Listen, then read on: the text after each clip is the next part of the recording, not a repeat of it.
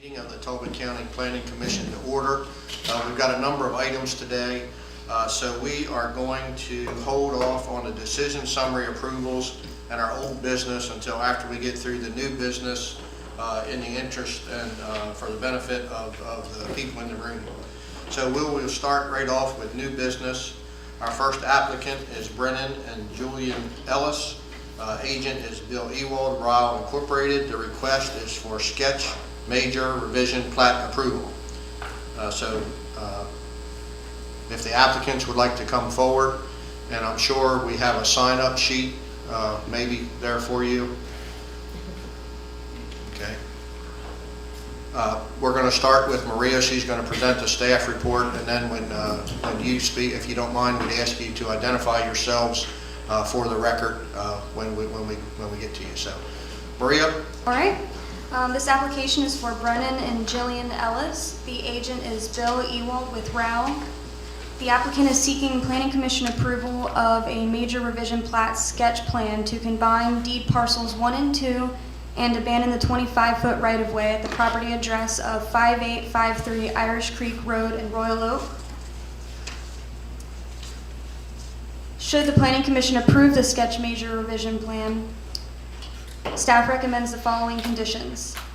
The applicant shall take all of the required steps and acquire all necessary approvals, including any waivers required for a major revision plat as spelled out in the Talbot County Code. The applicant shall comply with all address, there's an error there. All additional TAC comments from the August 12th, 2020 meeting prior to preliminary plat submittal. Okay. Mr. Ewald? Yeah, Bill Ewald with Ryle Engineering. Paul Rogers, Ryle Engineering. This morning we're here to represent the major lot line revision for the Ellises. We're seeking Planning Commission approval so that we can move the Ellises through the process. Based upon the TAC meeting that we had a month ago and the comments that were generated from that meeting, most of the concerns of the planning office were of a technical nature. There is one item that may need a little explanation, and we have an exhibit here to kind of explain the scenario of the parcel being two separate deed parcels and having a right-of-way that is going to be, or a portion of a right-of-way that's going to be abandoned. And I can walk you through. Yep, that would be helpful. So when the Ellises purchased the property, they purchased two deed parcels. Deed parcel 1 that's shown in orange, and deed parcel 2 that's in pink. And it actually, the pink portion, I'm sorry, that deed parcel 1 has a right-of-way that's shown in pink that gets you all the way out to Irish Creek Road. Deed parcel 2 is a portion of that right-of-way that was conveyed in fee simple. That's okay. I'm sorry. That was conveyed in fee simple as a separate buildable portion of land. The assessment office views this property as one parcel, although the deed shows it as two. And this is just to demonstrate what the deed shows. So by this revision plat, we wish to combine the two parcels into one parcel and formally abandon that portion of the 25-foot right-of-way, leaving this portion to remain for their access. Okay. Yep, that makes sense now. I was struggling with what was going on there, so that was helpful. Yeah. Okay. Yeah.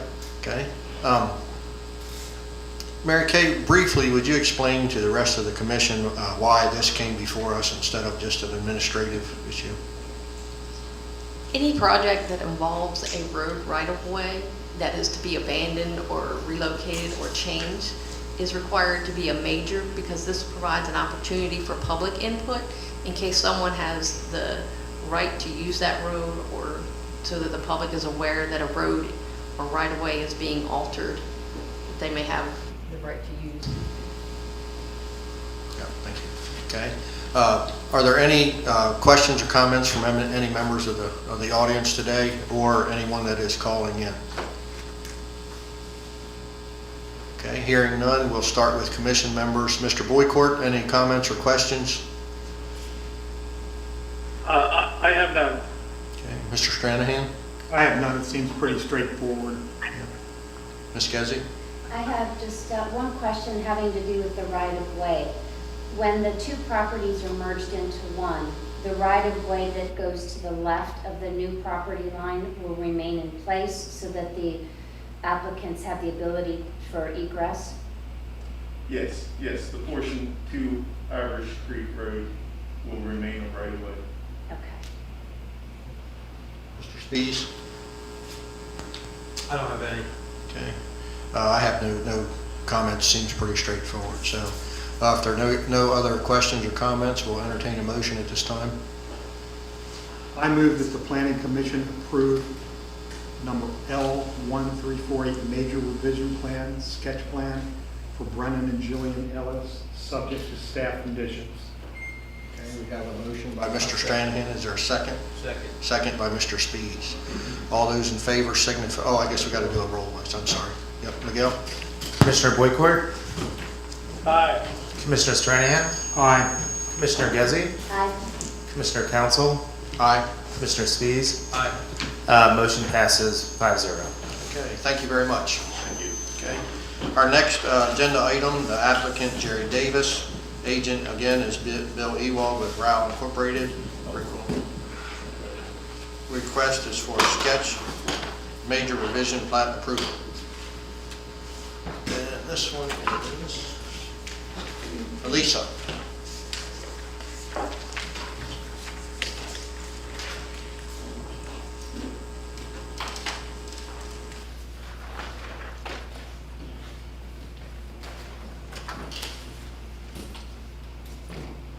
Applicant is Jerry Davis.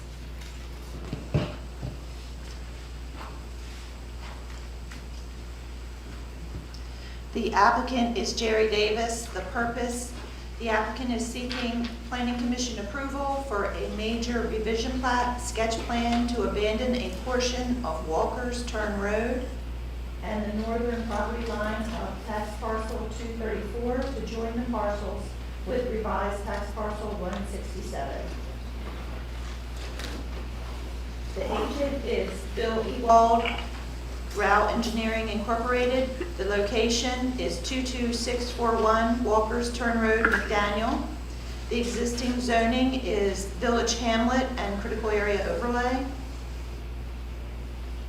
The purpose, at the County Council meeting on January 14, 2020, the council voted to unanimously approve Resolution 279 to abandon a portion of Walker's Turn Road, a surplus roadway that is no longer needed for public use. The applicant is seeking major revision plat approval to comply with the conditions of Resolution 279. Recommending conditions. Should the Planning Commission approve the sketch major revision plan, staff recommends the following conditions. The applicant shall take all the required steps and acquire all necessary approvals, including any waivers necessary required for the major revision plat as spelled out in the Talbot County Code. The applicant shall comply with all and address the TAP comments from the August 12, 2020 meeting prior to preliminary plat approval. Great. Thank you, Lisa. Mr. Ewald? Yeah, Phil Ewald with Row Engineering. Jerry Davis, landowner. Well, this major revision plat is even more straightforward than the last. What we have here is two parcels of land that Mr. Davis owns and a portion of Walker's Turn Road that is in between them.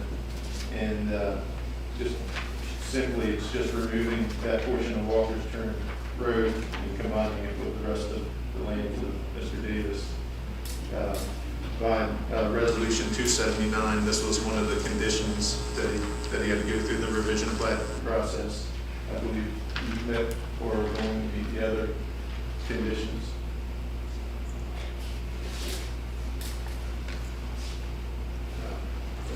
Yes, that's all I have. Okay. Are there any questions from any members of the audience or any citizens that are calling in? Okay, hearing none. Mr. Boycourt, any questions or comments? I didn't get a lot of the conversation. I guess the mics are on, but I read the application pretty carefully, and I have no trouble with it. I have no questions. I have no questions. Mr. Stevens? The right-of-way for lot 253, where does that cross over, or where's that easement? Does it follow the, The right of way for, maybe, in the one letter it said to create an easement for lot 253 to get to Route? Yes, up in the northernmost portion of that shaded area, there's an easement to benefit that property. Perfect. I was looking. So, has State Highway looked at that? Are they okay with that? I know they are trying to limit access in certain areas. We have Public Works has asked us to put a restriction on that easement and on our property that we, that there's no other access along that road other than that easement. And I'm not sure if State Highway has had a chance to review that. You know that, Mary Kay?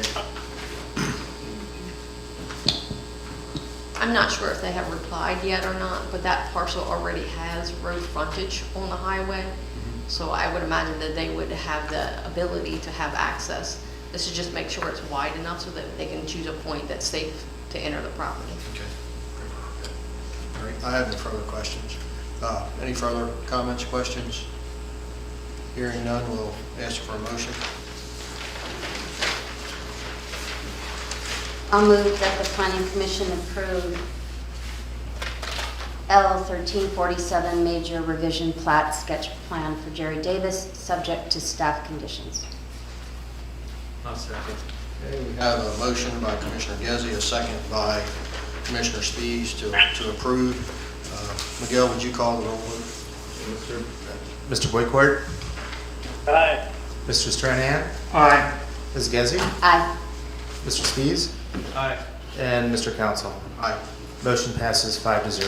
Okay, thank you very much. All right, thank you. Have a nice day. Next on the agenda, applicant Moore's Road LLC. Agent is Sean Callahan, Lane Engineering. The request is for sketch major revision plat approval and sketch major subdivision approval. Sean, if you will come forward, please. Hey, Phil, Clint Wadsworth isn't here yet. Can we have Zach go next? Sure, absolutely, yep. Is that technically wrong? Okay. Yep. So we're going to amend the agenda one more time. So we're going to postpone Moore's Road LLC at this time and move on to our next applicant, Rio Del Mar, Lawn Equipment Sales, Service, and Repair. Agent Zach Smith. The request is for major site plan approval and a waiver request. Thank you. Zach, good morning. Good morning. Okay. And Elise, Yes. nope. Is this one yours? Yep. Zach, I just want to make sure to speak right to the mic and make sure your light's on. Okay. Thank you. Thank you. Okay, Elise. The applicant is Rio Del Mar on the lands of Richard Bernstein Family Limited Partnership. The purpose, the applicant is seeking planning commission approval of a major site plan to change the use of the storage building on parcel 280 to farm equipment, service and repair, and add a 500 square foot outdoor display area on parcel 64 as an accessory to the farm machinery, supplies, and sales use. The agent is Zach Smith, on the 70 Russ Right. The location is 6505 Old Trap Road, Easton, Maryland, for the retail building, and 6475 Old Trap Road, Easton, Maryland, for the storage building. The existing zoning is limited industrial. The applicant is seeking planning commission approval of the major site plan to change the use of the 6,500 square foot storage building on parcel 280 to farm equipment sales and repair, and add the 500 square foot display area on parcel 64 as an accessory to the farm machinery supply and sales. The applicant is also in the process of an administrative site plan to occupy the 6,916 square foot building formerly occupied by Salisbury Pewter with the farm machinery supply sales for Rio Del Mar. Zoning waivers. Requested waivers are landscaping, staff analysis.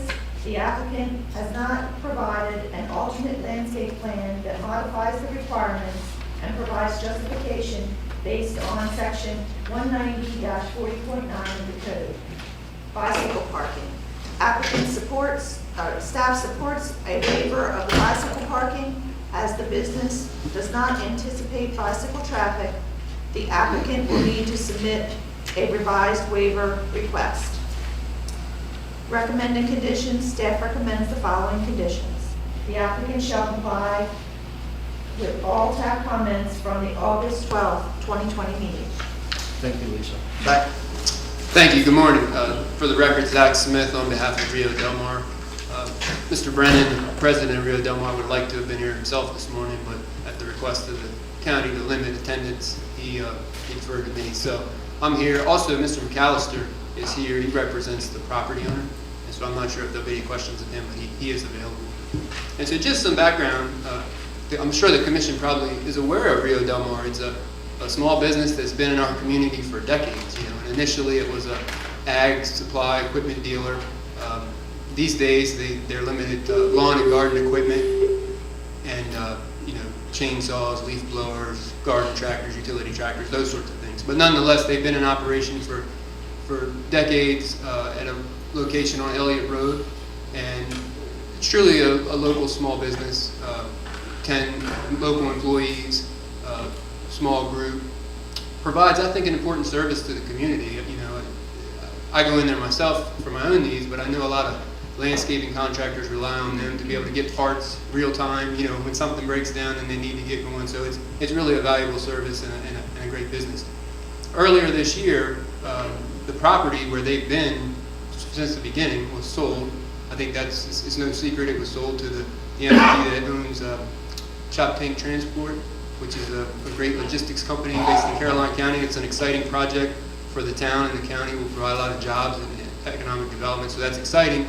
The only downside to that purchase is it displaces Rio Del Mar, and so they really needed a home in order to stay in business. And initially there was some discussion about trying to accommodate them on that site. That site in town is 7 acres, and they didn't need that.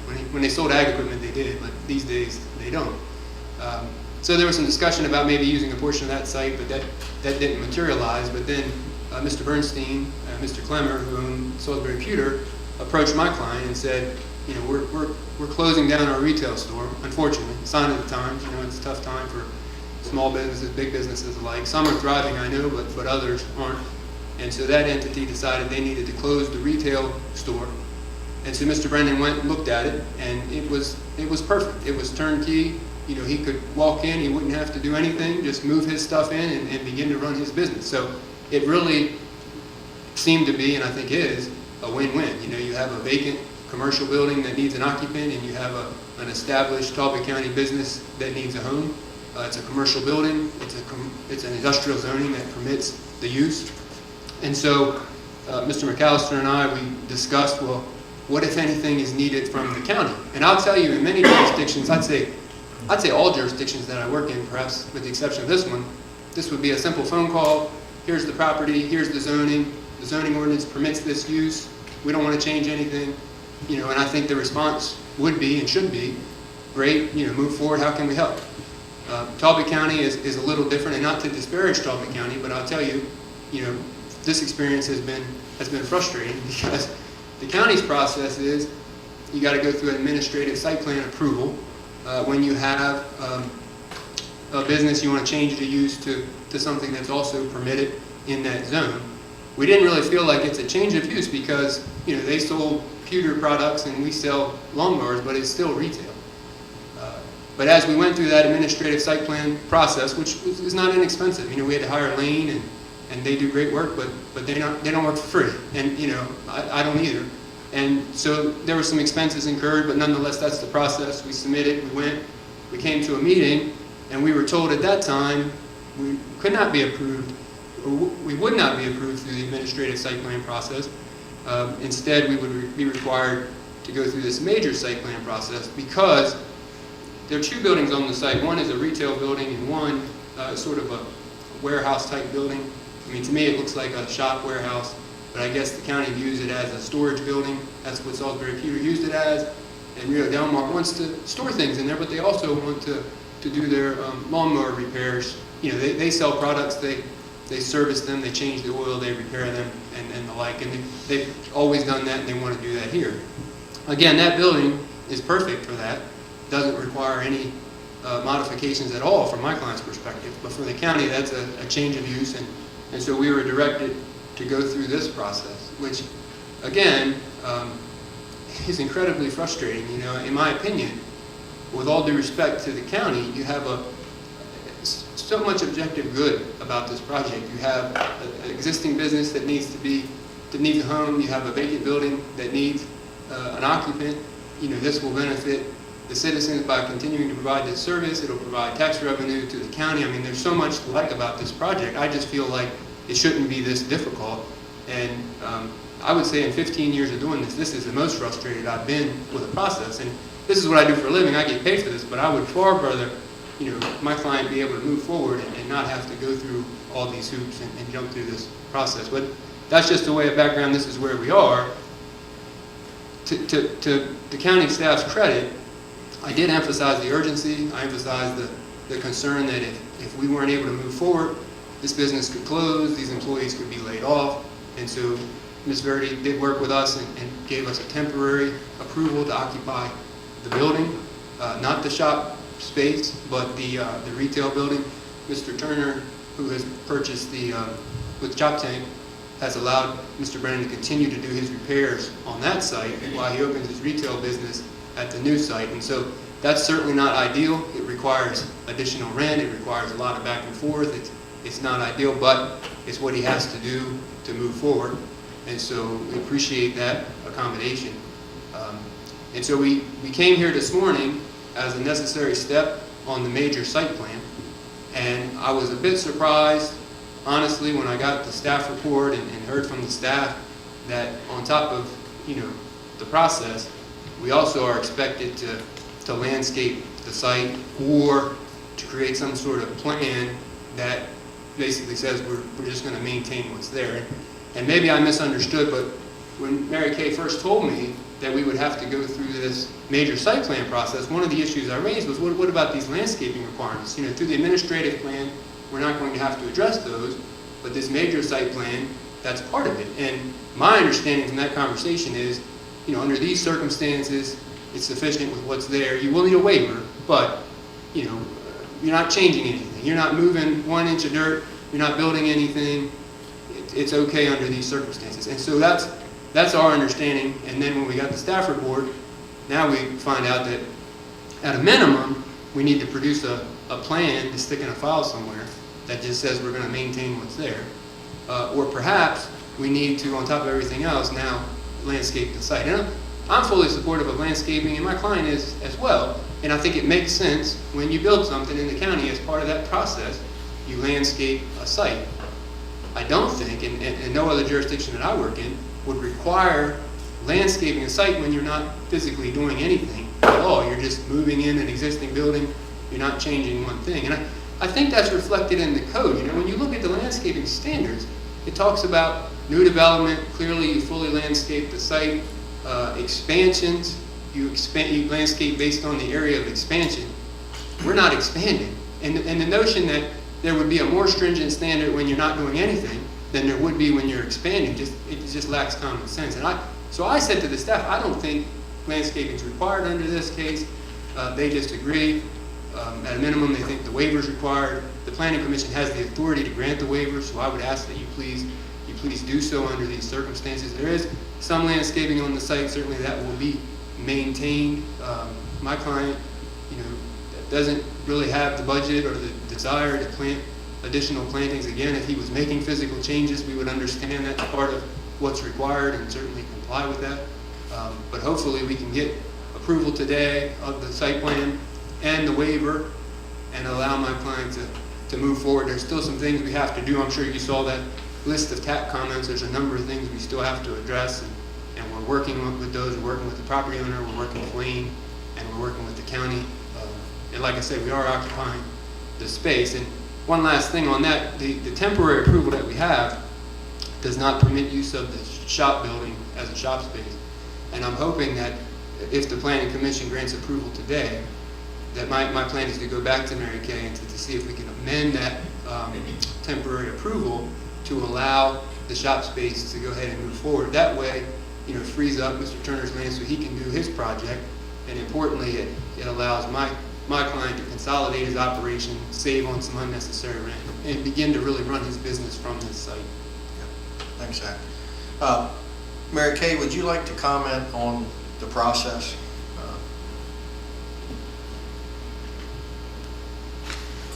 As noted by Zach, the process is spelled out in our zoning ordinance that what needs to be done when you do a change of use.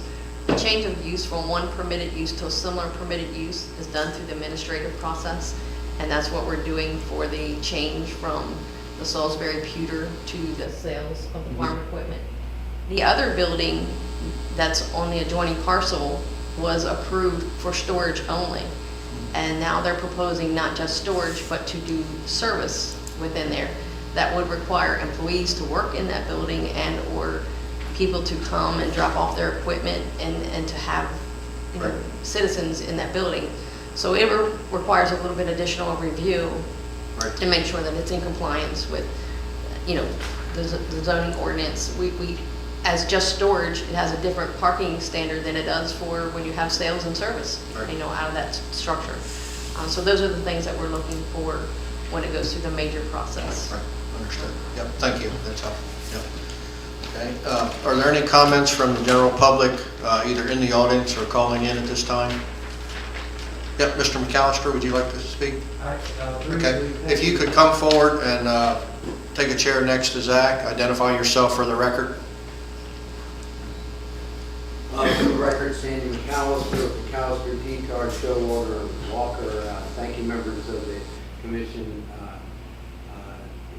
I've been asked to be here by both Mr. Clemmer and Mr. Bernstein. They reached out because obviously, as a consequence of the pandemic, closing down that facility after many, many, many years was a difficult decision. And they were looking for the most seamless and economic way in which to both preserve local employment and yet repurpose as quickly as possible in a little bit of a difficult time for commercial relocations. So rather than wait for listing or the most dollars, they tried to do something that was perceived in all candor. Mr. Smith is 100% right. When he and I first got together, one of the mechanisms we used was to check all the boxes and make sure we weren't creating any new problems for anybody. Mr. Bernstein has developed a Target shopping center and is well aware of taking every opportunity to make things less complicated. So in this case, being next to a very robust auto dealership, it wasn't our sense that we would have to landscape parking area next to 100 cars. And Mr. Bernstein really was looking to do a very economically desirable rental structure. And one of those economic factors was the belief that the landlord, who still will own this building after Rio Del Mar moves in, would not have to make extensive modifications.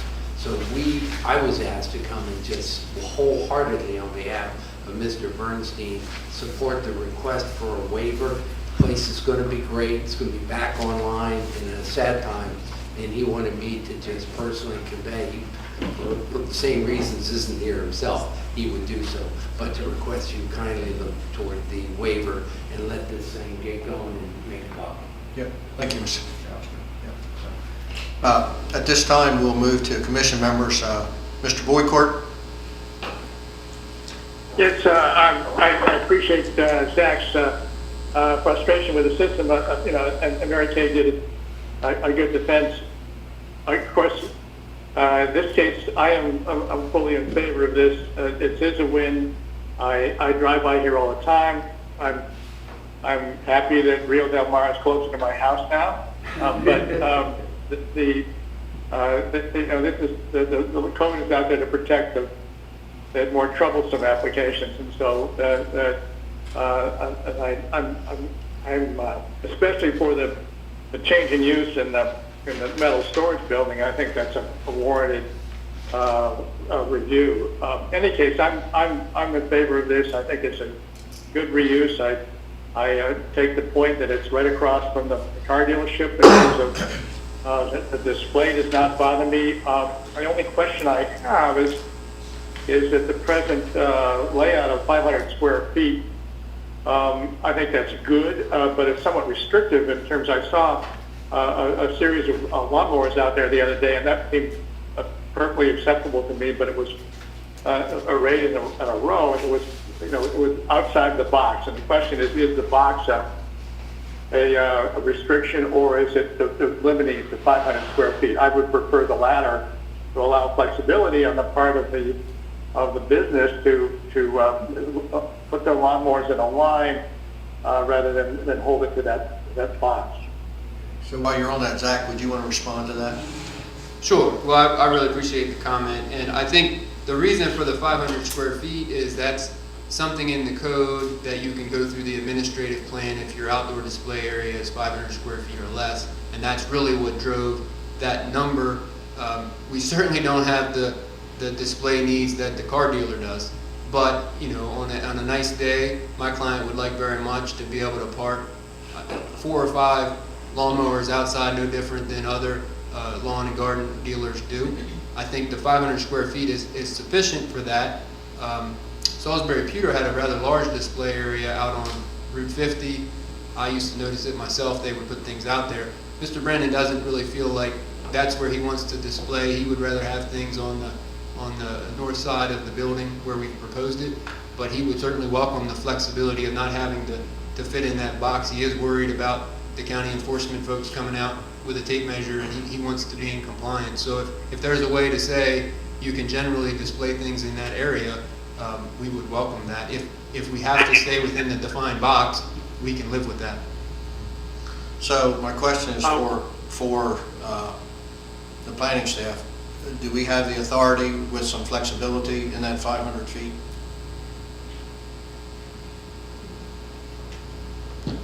I think we can approve a general display area.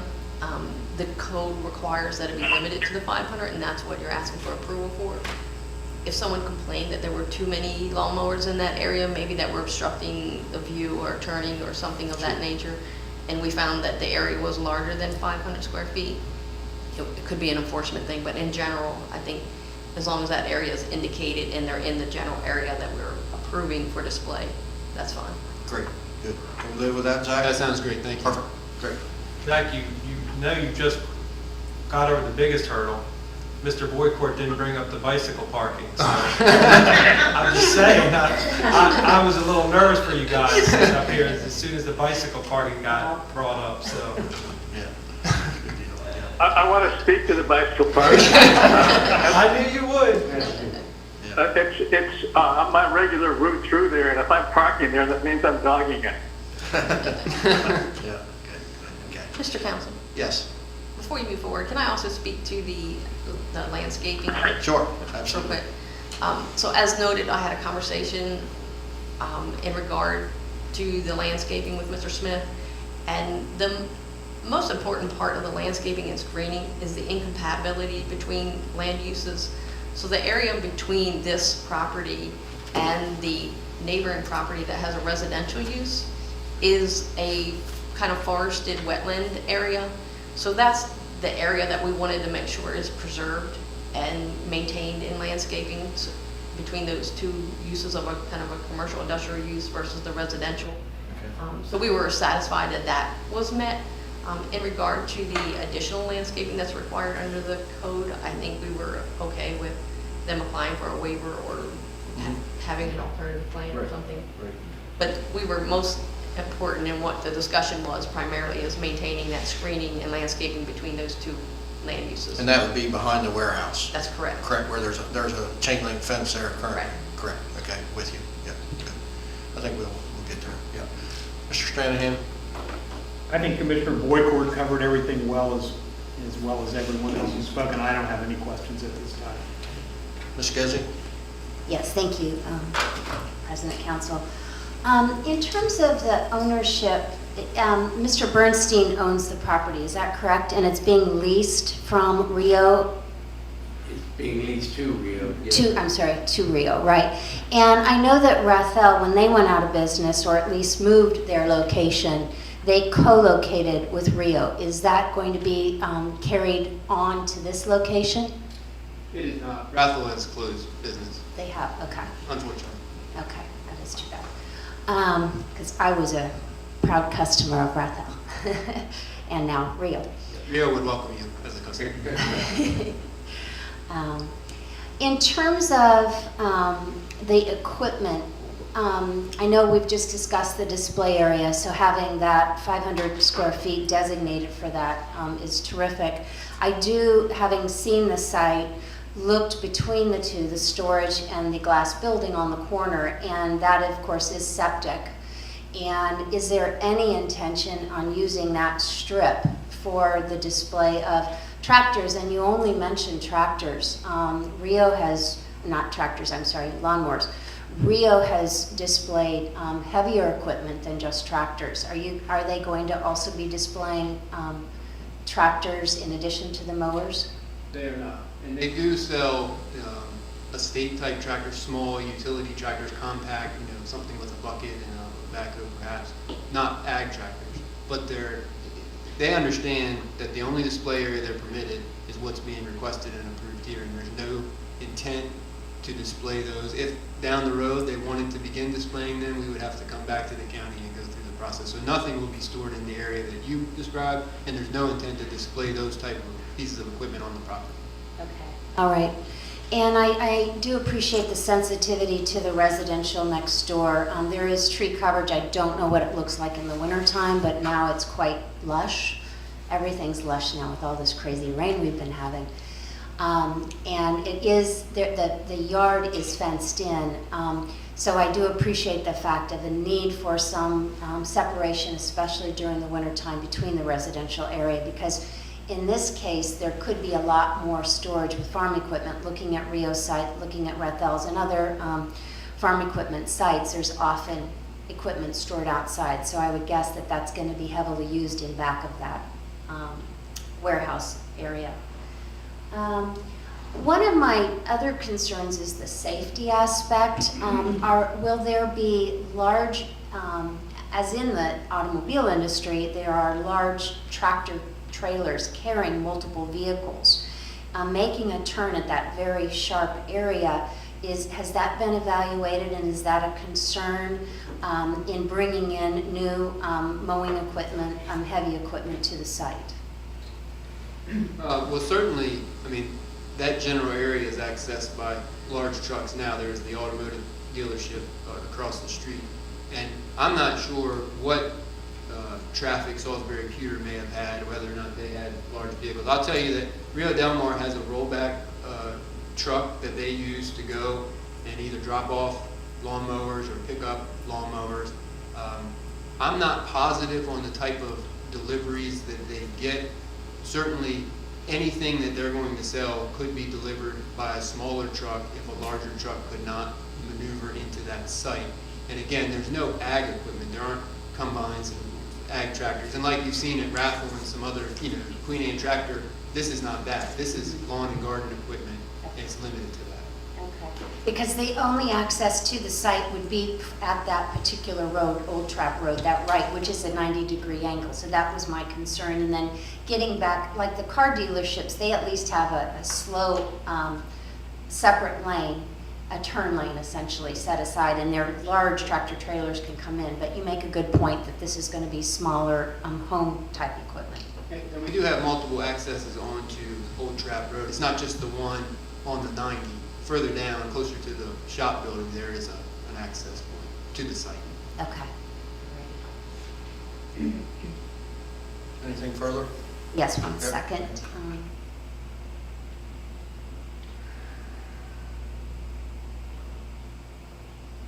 And just out of curiosity, when did this all come about? When was it first leased? The lease was actually signed earlier this month, but the discussions began late May, early June. And I would just ask back to the landscaping, that we do get clarification on what, specifically we're talking about. Sure. Thank you. Mr. Steves? I'm good. I'm comfortable with just, whatever the county needs as a bare minimum for the landscaping. That's just a plan that says we're gonna keep the tree area in the back of the shed and we're gonna mow the grass. I'm comfortable with that. Are you comfortable with just a narrative, or do we actually need to draw? I probably shouldn't say on record what I'm comfortable with. I could say, we will cut the grass, and I'd give you a check mark. Yeah. I think the concern is just having to spend the money to develop a further plan if all we're doing is sticking it in the filing cabinet. If we all agree that what's there is sufficient under the circumstances and will remain generally as is, I mean, we're comfortable with that. Mr. Chairman, I can speak to that. Yep. In 190-40, when we updated the code, there are some new updates to the landscape section for performance standards for major site plans as well as major subdivisions. There's really three areas of landscaping requirements generally. One's a certain percentage of landscaping that's required on the site, which is your minimum landscaping requirements. Your second is your interior parking landscaping requirements, which I think kick in if you have more than 12 parking spaces. And then your third, which is a new section of the code compared to the old section, is perimeter landscaping.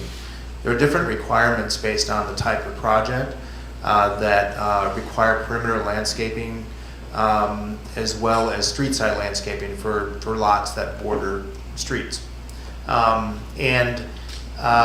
So in the applicability section for landscape design, it specifically says that you only have to expand a portion of the new expansion area of an existing use. But if it's a major site plan that is not just an expansion of existing use, then it requires compliance with those landscaping standards. However, it also allows you to have a waiver or to ask for a waiver by submitting an alternate landscape plan. And you have to show or justify why you believe the alternate landscape plan is better, or not better, but why justify, why it meets the criteria. There may be unusual topography on the land, maybe there's sufficient vegetation that satisfies the requirement, maybe there's irregular shape of the lot, or there's different factors that they can take a look at. And so if you go by the code, they're required to do an alternate landscape plan if they want to propose anything that is not to the standards of the code, including the existing vegetation. So it's what the code says. They're asking for waivers of those landscaping requirements and waivers to the bicycle parking, which is waivers to the off-street parking requirements. The applicant has stated that they don't feel that it doesn't make sense to submit an alternate landscape plan to just put it on file showing what's there already, that it's an expense to the applicant, and I guess they're looking to the Planning Commission to help work that through. But That's how we got to where we are today. Gotcha. Landscape. Yeah. Mr. Council, I guess, in light of all that, if it can be as simple as, let's show those existing landscaped areas generally on the site plan. I mean, we have to make changes to the site plan anyway. We're gonna have to get Lane to go back out there to locate those landscape areas in that existing vegetative area. But if that's what's necessary, we can certainly do that, if that's what's right. So to the defense of the planning staff, they're bound by the code. This body has the ability to grant those waivers. In a lot of cases, the planning office does not. So my goal here today is to get you in that shop as quick as we can. So when I look at what I consider to be reasonable, you're not doing anything outside. You're changing the use inside the building. So from a practical standpoint, if I, obviously run a lot of equipment, and I look at downtime. So if a landscaper has 5 or 6 men on a job and a chainsaw quits running, so he goes to Rio Del Mar, gives them his chainsaw, it then has to go to the old location, mechanic has to look at it, he has to go back to Rio Del Mar, currently Salisbury Pier, get the parts and go back. We can't have that in today's economy. It's tough enough on every business. So, in Chip Council's perfect world today, I think we should grant the landscaping waiver. Mary Kay, correct me if I'm wrong, but we cannot change the perimeter landscaping when it comes to uses. We've had that issue before us before. I think they have the opportunity to ask for a waiver, but I think there's sufficient existing vegetation there that would meet that requirement. Yep. Between those incompatible uses. Okay, so, again, what I would like to do is give you the landscaping waiver for the property. The perimeter landscaping, existing, shown on site plan is sufficient, and this is Chip Council's perfect world. I would like to see us approve the site plan today and work with the planning office to get you in that building as quick as we can do it. In other words, again, I know it's frustrating, but there's a process that unfortunately, if we don't like it, this is an opportunity to go back to the county or county council and alter it. I don't think that's possible. The problem is, and Zach, you know this, it's a change of use.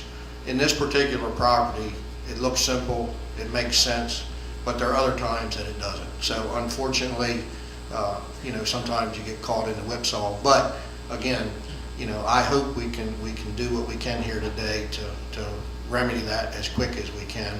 I know Mr. Brennan's business has been affected in many ways in the last 6 or 8 months, and he's an outstanding businessman in the community, and it's our job to help him succeed. Thank you. So, Mr. Kessel, may I make a comment? Sure. I appreciate what you've put forth, and I think it does make a lot of sense to support our local businesses. What I wonder, though, we've got a whole new area developing in that part of town. We've got a beautiful new synagogue. We have St. Peter and Paul Church, which is going to have a lot of traffic with the new Life Center as well as the schools. And I don't know what's happening with the hotel on the corner there. But it seems to me that, we want to present Easton, and there's a Welcome to Easton sign right there. It seems that we want to present Easton and its, with its best foot forward. And I think waiving a code that's been established for reasons is not prudent. I think that time-wise, could we not put it off? We don't have to have that stop them from continuing their business. They are adding 27 new parking spaces by that building. That storage building is going to change significantly. I've been to Rio, I've been to Rathel when there's a lot of traffic going in and out. So I'm just wondering, I can't imagine it's a huge expense. And I don't know if it's a DIY, if you can do it yourself kind of thing.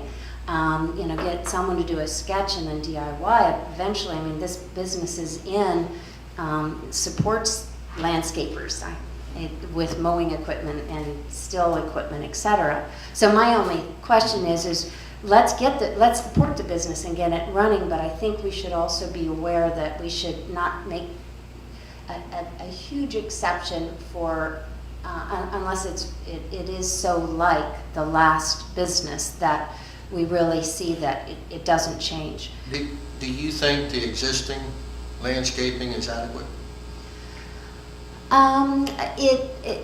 On one side of the property, yes, and that is, that's shielding the storage building from Route 50.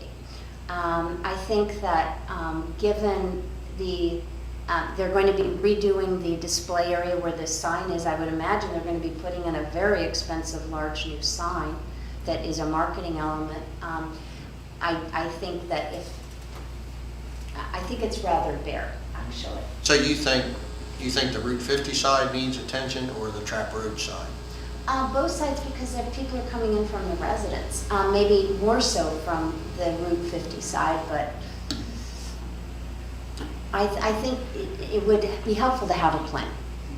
If I may comment quickly, in considering this waiver, Miguel gave us a lot of criteria in which to consider. Should we also consider the general area, the landscaping that's in that area? And I'm looking at the car dealership immediately across the road, which presents a very similar view of the entrance to the town that the existing landscaping at Salisbury Pewter does currently. If anything, Salisbury Pewter probably looks better. That's a good point. I tell you, I visited the site, and my wife was with me, and she commented, she said, "Oh my God, look at, going into the building." She, and I actually thought it was kind of cool, but the ditch on the backside, the trap landing side, I don't know if that ditch has been dug out for those wetland plantings or not, but that was kind of neat to see those, and so Paul, I live in the neighborhood, and so I'm driving by there all the time. Yeah. Let's ask Mr. Boycourt to weigh in on this. I had to get it off. I appreciate Ms. Gedney's point about the precedent figure, but I'm comfortable with the working. If we can, I think the issues have been well laid out. I'm comfortable with the present landscaping. A few more screenings of make it attractive for the neighborhood in terms of the parking lot. But I think that can be worked out. I don't want at this point to require a detailed landscape plan, but I would be comfortable with a sketch or something like that, which would make the staff happy, and that's up to staff. But I think that the side toward the car dealership is perfectly adequate. There's enough growth on the Route 50 side. I think that was in agreement with Lisa. But the only question is there something can be done to soften the Trap Road, the old Trap Road side? But I don't want to require it at this stage. I do want to make a comment that Paul opened the case for me. I didn't want to be too flip about the bicycle waiver. This is clearly a case where if you look at if you analyze the approaches, it's going to be primarily Route 50. Anybody who would ride a bicycle to that. I do ride by that all the time, and Land Ave is and Old Trap Road, where I do ride, it's unsafe enough. I don't want to ride on Route 50, but I think the likelihood of anybody driving there is quite low on bicycles. Yep. Paul, any comments? Yeah, I said it kind of jokingly, but I honestly feel if they keep the current landscaping and keep the grass cut, they are above and beyond their neighbors. I mean, they're right next to 3 to 6 acres of pure pavement and buildings. It's zone light industrial for the county. And for a light industrial lot, there's probably across the county and shore and our entire region, there's not going to be many light industrial lots that look as landscaped and nice as this is. So for what we've zoned it as a county and for what it looks like, yes, I said it kind of jokingly, but if they tell me they're going to keep the grass cut and commit to that, I'm good. Okay, you've convinced me. Yeah. But, you know, I think it's good and it's helpful to have a discussion. And I think our applicants act will go back to them and say, you know what, if we could throw a little bit of things in here and there, if we have to go back to the county, if we want to expand, it's putting our best foot forward. And I think Mr. Brennan, I've known him a long time, I think he would, you know, he would do what he thought was right and best for his business. So, yep, sure, Miguel. Yeah, Mr. Chairman, to close the loop on the waiver request for landscaping, the code says that if you want to modify the landscaping requirements, an alternate landscape plan may be approved by the approving authority, and that landscape plan meets the intent of the general intent of the landscaping standards of that section. There isn't anything in there that says that they have to submit a plan according to the specific specifications of the landscape plan in that landscape section. So if the planning commission were to agree that the existing vegetation that's there, that'll show up on the revised site plan, is sufficient for their alternate landscape plan, it seems to me that you do have that discretion in the code. If this was a new, if this was an unimproved lot and they were proposing a new business on that property, you may ask or want to see a more detailed alternate landscape plan than just what's existing on the site without actually submitting a plan. So it does appear to me that you have that discretion. So, to be perfectly clear, and I think Zach alluded to this, if the existing plantings were drawn on the revised site plan, everybody's happy.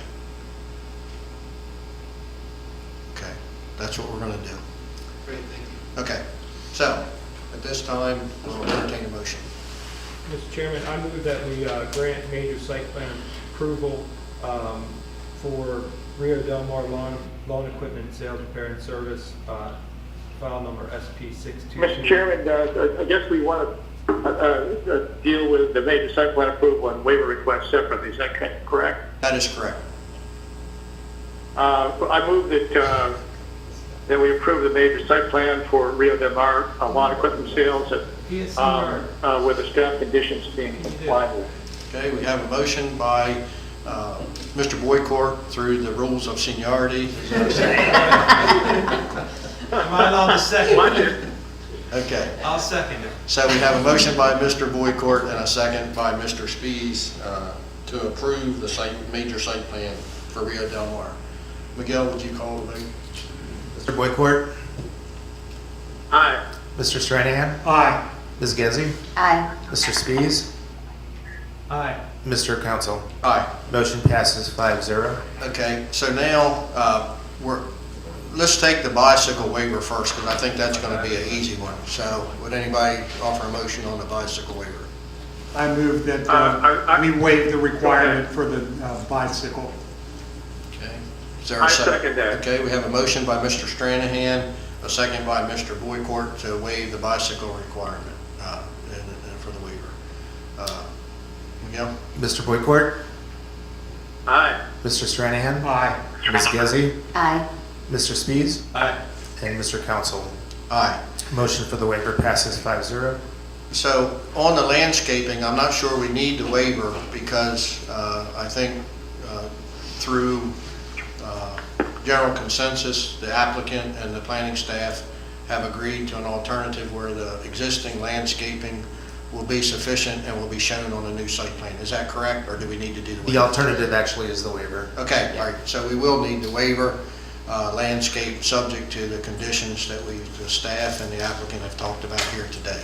Mr. Chairman, I move that we approve the alternative landscaping plan that shows the current landscaping conditions at the site, and that meets the standards of the alternative landscaping plan for this site.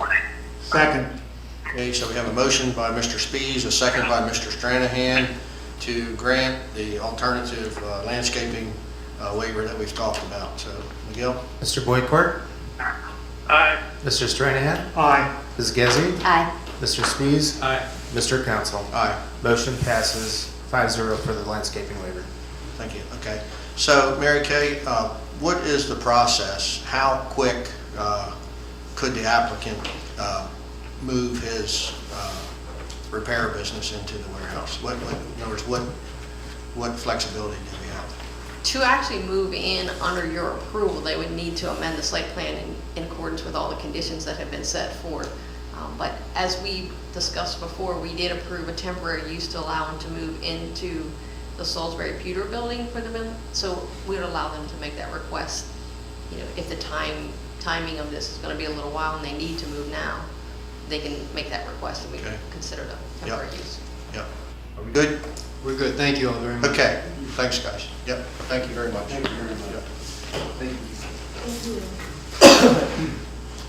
Okay, next on our agenda, applicant is Moore's Road LLC, agent Sean Callahan, lane engineer. So Sean, if you and your comment would like to come forward. Sean Callahan, Clinton Rushworth, Danny Walton, and Burry Parker for the applicant. Okay. Okay. I guess we'll have to bring them up in stages. Mr. Parker, how are you doing? I didn't recognize you back there. Council, how are you? I'm doing good.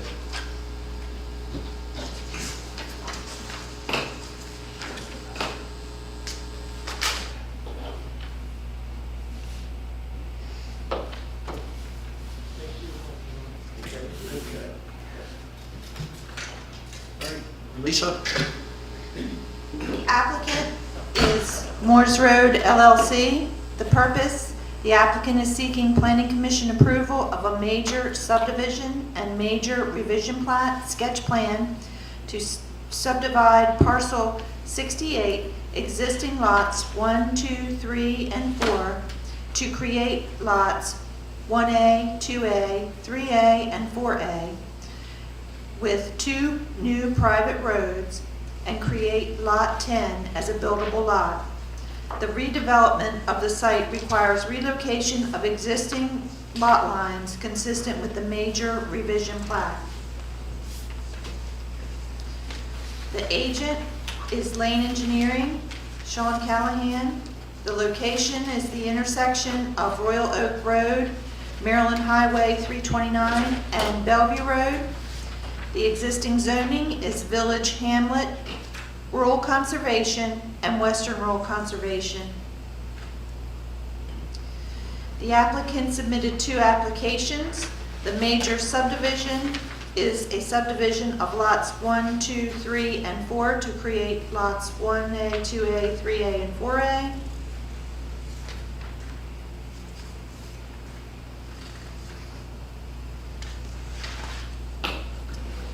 Should the Planning Commission approve the sketch major revision plan, staff recommends the following conditions.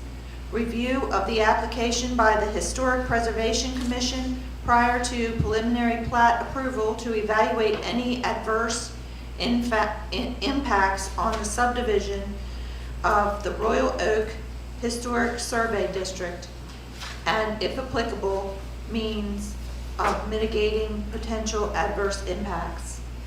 The applicant shall comply with the TAC comments of August 12th, 2020 meeting prior to preliminary plat submittal.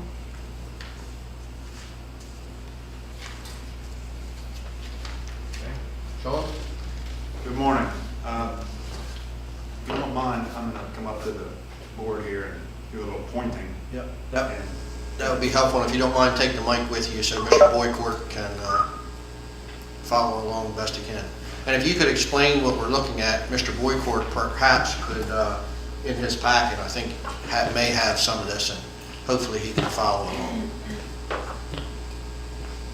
Thanks, I'm sure I will.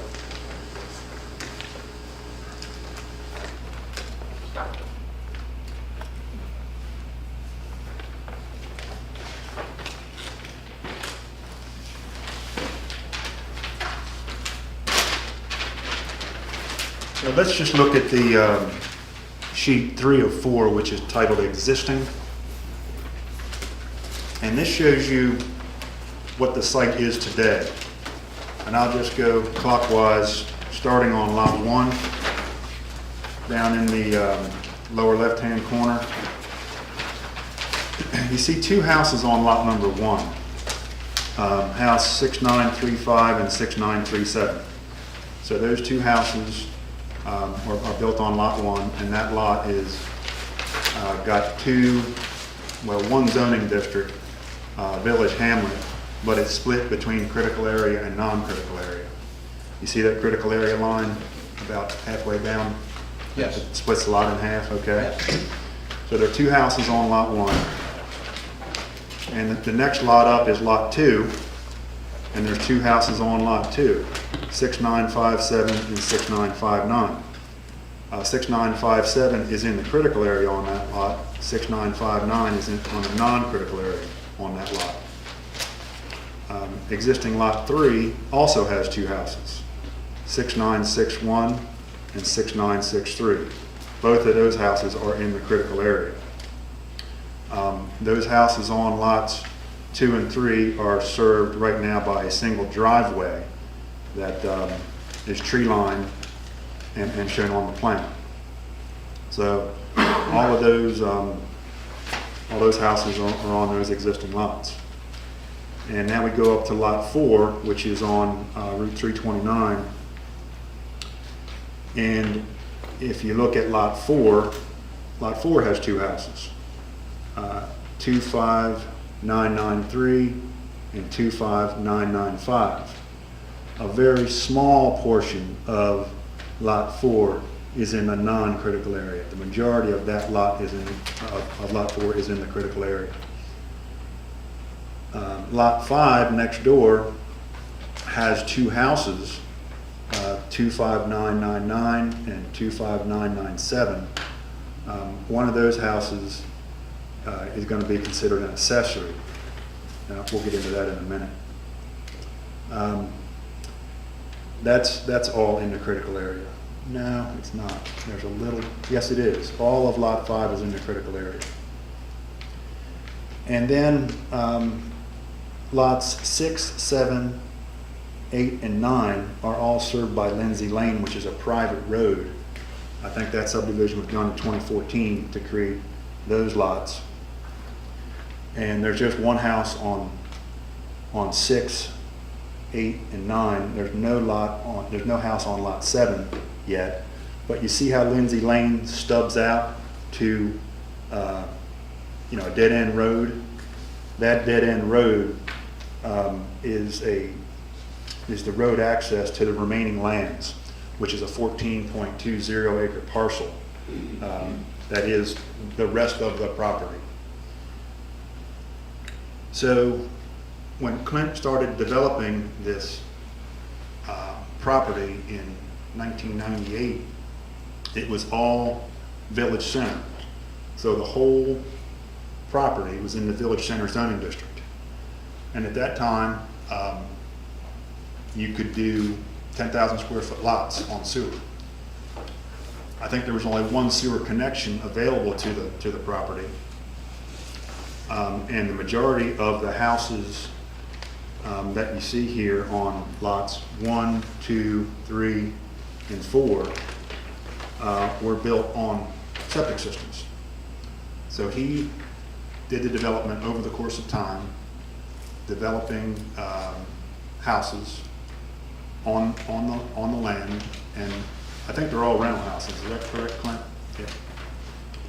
So now let's look at the proposed development.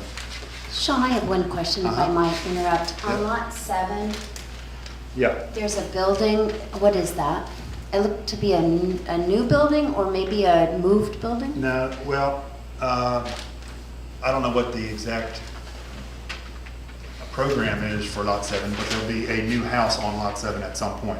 Whether it'll be a house that Clint brings in and renovates or stick-built, I don't know that we have. There's an actual structure there now. I already moved that cabin there. The cabin's already there? Yeah, it's under a permit. Okay. So, Were you able to hear that, Ms. Guzzi? Could you repeat that, Sean, for the benefit of Clint, Mr. Boyd? can you come up, please? Could you explain what's going on with lot 7, please? Lot 7, Clint Wadsworth, excuse me. Lot 7 has a small cabin that was moved from Wintercell near Oxford, and will probably be complete within the month and then rented. Great. And I did hear you say that was with a permit. Yes. Yeah, correct. Yeah, okay. Okay, Sean. Please stay there. So let's just turn to the proposed conditions for a minute. So that would be sheet 404. That's right, 404. So really the intent now is just to put the different houses on separate lots. That's all that we're really trying to accomplish here. So lot 1 will have house number 6935, and lot 1A will have 6937. But we are proposing to move the house 6937 from the front of the property to the back of the property. And I think that was a impervious surface issue that forces that move, and also a setback issue. But as drawn, we are putting a house on separate lots for lot 1 and 1A. Same program with lot 2. We don't have to move any houses, but 6957 will be on lot 2 and 6959 will be on 2A. On lot 3, no houses are moving, but we are putting the houses on separate lots. 6961 on lot 3 and 6963 on lot 3A. And then that driveway will now be converted into a private road called Lee's Way.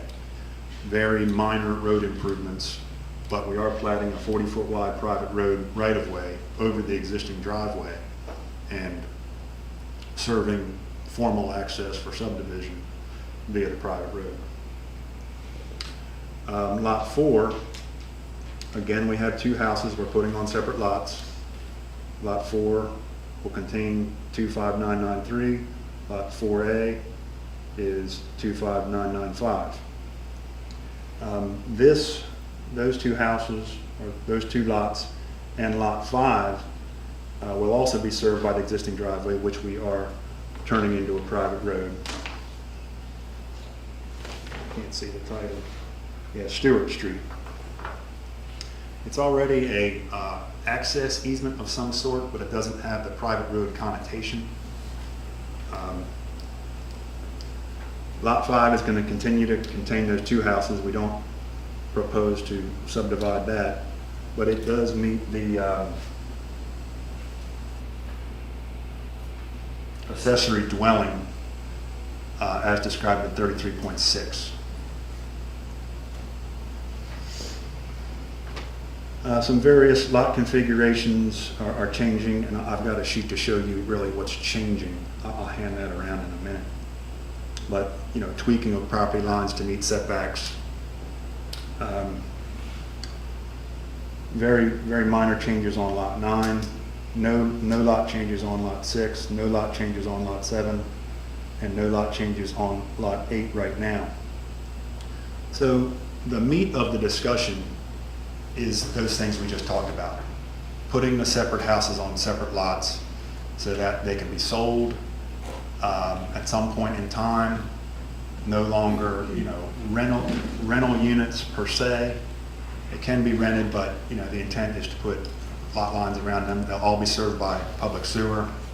I think they're all served by public sewer now. And you know, this is really the culmination of an effort of 20 years of building houses, and the zoning allows them to be placed on separate lots. That's the intent. We talked about the private road dead-end access that exists now on Lindsay Lane that serves the remaining lands.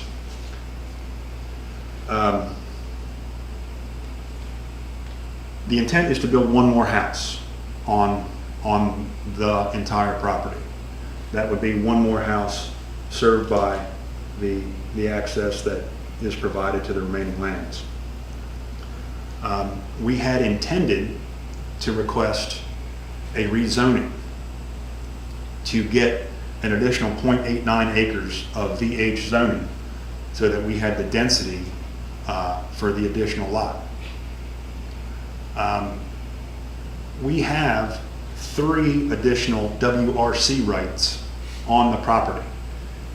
Like I said, initially the whole property was zoned village center, but through the rezoning process a couple years ago, a significant portion of the property was rezoned to WRC. And unfortunately, when that happened, it didn't leave enough VH density to build the one additional house that was contemplated by leaving that road frontage access. But instead of using a VH right and having to go through that rezoning to get 0.89 acres of VH zoning, staff has suggested that we use one of the 3 WRC rights and change the zoning boundary to allow the house to be built in using a WRC right as opposed to a VH right. And we're fine with that. The way the land is configured and soils and woodlands and wetlands and so forth, we don't expect to use those 2 WRC rights. They're sort of locked up back here in the wet woods. We have done a wetland delineation, and you can see on sheet 4 the proposed driveway to bisect the 2 wet pockets and get to an upland building envelope that's sort of in the back of the development. We have had Army Corps and MDE out there. They have verified this delineation. So, in the end, we hope to get this last additional house. But there's process and time frame and fine tuning that has to be done with lot lines. Mary Kay suggested that maybe we try to make these lots 1A,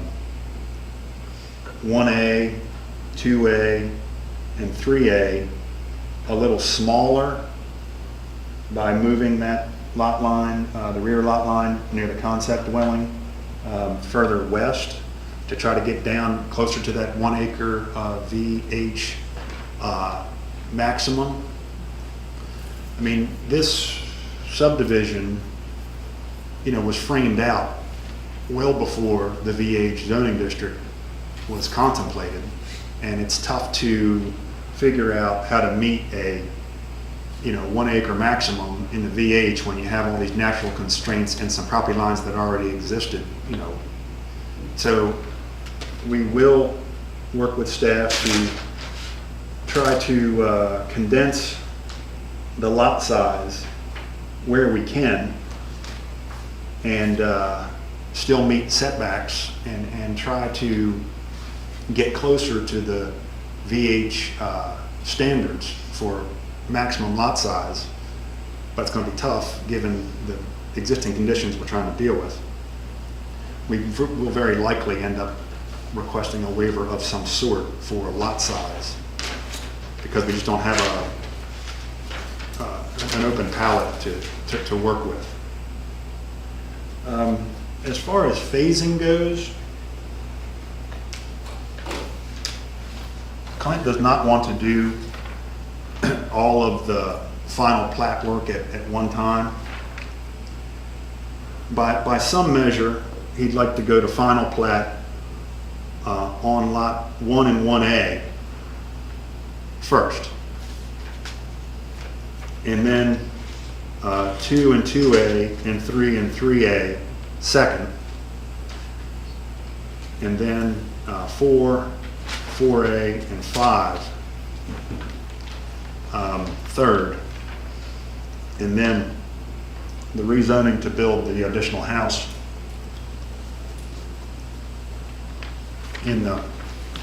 on the last lot, change the remaining lands into a building lot last. So that's sort of the summary. You know, we end up with one more house on the land, you know, and under the original VH or VC zoning, you know, there could have been 122 houses on the land, and we'll end up with 14 on the land. So that's sort of the summary.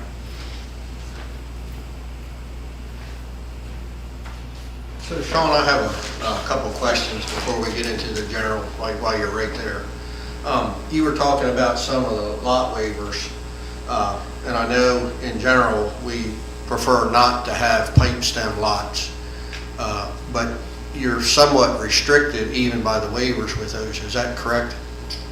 Because of the minimum lot size? We're trying to figure out how to get a 30,000 square foot lot with structures already in place. We really are pretty hamstrung. I think we've been to county 2 or 3 times for pre-application and used their suggestions and our suggestions and Public Works suggestions on how to do what we can to comply with the zoning and still meet the ordinance. But it's tough given all these pieces. I don't think we have any real pipe stem lots that you would think of from a road frontage, you know, getting access perspective. The kind of funny pipe stems you see here, for instance, lot 3, that's just a pipe stem because we've got a remnant piece of land, but also to meet the lot minimum.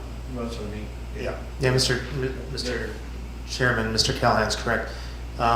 Those irregular shaped lots to get to their minimums for that zoning district they don't meet the definition in our code of what a pipe stem lot is. The pipe stem lot actually is where the pipe portion of the lot is actually in existence to be able to serve as access to the property. Okay. All right. I mean, in this case, you know, we would like to have that pipe stem for 2 reasons. A, to meet the zoning minimum, but also that's a critical area lot, so I need that extra real estate for lot coverage, you know, calculations. You know, this is a jigsaw puzzle with a lot of pieces, and But just as a practical matter from, you know, property owners, you know, it's not. It's a little wacky. Yep. Yep. Yep. And, you know, we're talking about maybe planting it in a hedgerow. You know, how do you deal with it? But I just wanted to introduce it to you first before we all come up with a bunch of great ideas. Right. To show you, you know, this is a tough one. And we've worked with staff a couple times to try to figure out what to do. And I don't think we're done yet because I think we can. I mean, if we can take the back property line of 2A and 3A and move that, let's call it west towards the houses, then, you know, the intent is that the final lot be bigger and contain any residual real estate. I think we can try to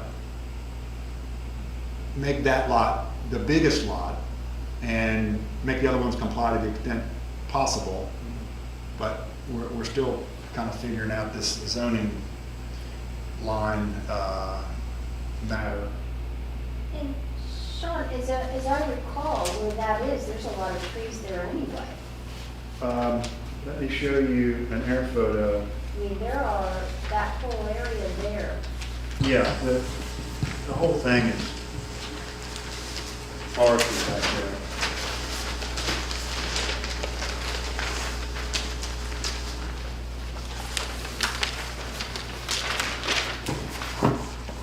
You won't be able to see the new house from the public way.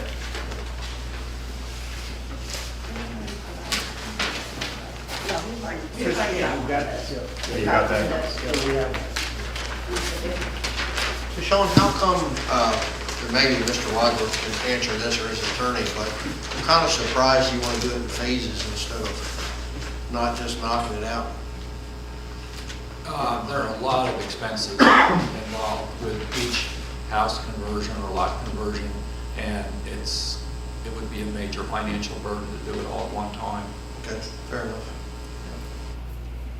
I mean, it may end up at some point, Chip, to do, you know, 1 and 1A and 2 and 3 together, but the discussion has been, that's the phasing that's contemplated. Right. I don't think we're, hard and fast stuck to it, but that's, Right. that's the idea. I mean, I think, everything but the rezoning action is fairly simple once we get the pieces figured out. The rezoning thing's gonna be a bit unique, but the concept of putting, lot lines around houses isn't a big deal. Right. But figuring out how to get it done with the setbacks and the impervious coverage and the road frontage and the pieces is tough. I am glad to see you were able to, perhaps put that other house in the WRC instead of seeking a zoning change. That, our original packet was, 7 zoning changes. That, I hate to open Well, it's still gonna be a zoning change, but it's not an increase in the number of VH rights. Right. It's a use of one of the existing WRC rights. Right, well, that's I what don't know how quite we're gonna get there yet, but it's doable. We've gotta do it. well, that's what I'm saying. Just out of curiosity, how much does it cost to move a house? It most definitely depends on the size. I've gone from 10,000 to 40 or 50, but I'm doing a lot of this work myself, so that makes a tremendous difference. Mary Kay, would you like to weigh in on this before we take comments? I'd just like to note how many times we have met with the applicants and appreciate their willingness to go through multiple pre-applications to get to this stage that they're at today. And that it will take potentially multiple phases to get where they want to go. Even if they move forward with like lot 1A first, that could probably be done as a minor because that lot didn't involve a road. If they want to do 1A with 2 and 3, that would be the major because it involves upgrading that right of way to a road. So as noted earlier today, with the road improvements, that comes as a major and would come before you. And also their willingness to discuss with staff and to potentially change from trying to create a village right that doesn't exist today for that new 14th lot versus working to amend it so that they can use one of the WRC rights that they already have in that location that is in a wetland forested area, which should probably be better served by being in a conservation district versus in a village district. Appreciate that. Mr. Parker, do you need to weigh in, or? I don't. I'm happy with Sean's presentation, but I'll be happy to field any questions. Okay, great. Okay. So at this time, I'd ask if there are any questions from anybody that has called in or concerned about this.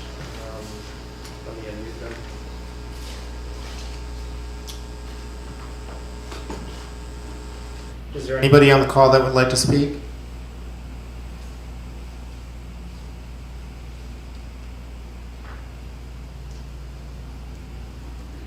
Okay, hearing none. Mr. Boycourt, questions, comments? Some of the issues that have been already brought up, I appreciate Mary Kay's outline of the phase process. I mean, it looks onerous on the part of both the applicant and the planning staff to do it in this way, but it is complex, and I thank Sean for his explanation. I could follow very easily from that what was going on, not being there, so I appreciate that. And I now understand what Mr. Wadsworth wants to do, and it seems like a reasonable thing. I also appreciate Ms. Genzi's question about Lot 7 and the existing building there. I mean, I've read the new sign on the winter cell reconstruction project. It said the original was moved to Royal Oak, and I was pleased with that because it would seem like a structure worth saving, and I'm glad Mr. Watts is doing that. I hope he gives me permission to visit it at some time in the future. Anyway, back to the matter at hand.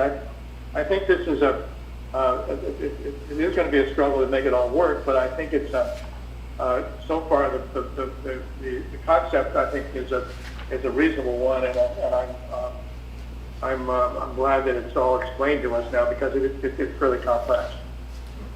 Thank you. Mr. Stranahan? I think all of my questions have been answered. It was, appreciate Mr. Callahan, Ms. Verdry's comments clarifying things, because this was will be a complex situation, but appears that they're doing the work necessary to get a good outcome on this. Ms. Guzzi? Walking the property, it seems to be a very pleasant village setting surrounding, very pleasing, and I think it is maintaining the village feel. I have two questions. Have there been, I know we haven't had any public concerns noted today, but have there been other public concerns in the past, and if so, what were they? I'm not aware of any. Clint? No, I'm not aware of any either. Okay, alrighty. And my second question is, I'm still a little unclear about the rezoning aspect of it. Are we being asked to change it from the village hamlet to the WRC or not? And I understand what you were saying about the using one of the 3 building rights, but I'm not sure. Are we going to be asked to rezone that 0.89 acres? I think today they're just showing you the concept plan and asking you to approve the concept. That will be a separate application that would need to go through for the actual rezoning, that they'll need a council sponsorship in order to move forward with the map amendment process. Thank you. Thank you. Mr. Spees? I'm good, but just to clarify, so today, the motion and approval will be on the sketch major plat revision, and we won't be doing the sketch major subdivision approval. This project is a combination of both. As noted, lots 1, 2, and 3 are greater than 2 acres, so they're actually just subdividing those 3 lots. And then the remaining lots are a combination of revising the lot lines and subdividing, and so it's both. It's both a subdivision and major revision. Well, I'm supportive of this. I really wish there were a way to square up lots 2 and 3, but that doesn't look like that's possible, so we'll have to deal with the cards that are dealt us. But, so I have no questions. So if there are no further questions, at this time, we will entertain a motion.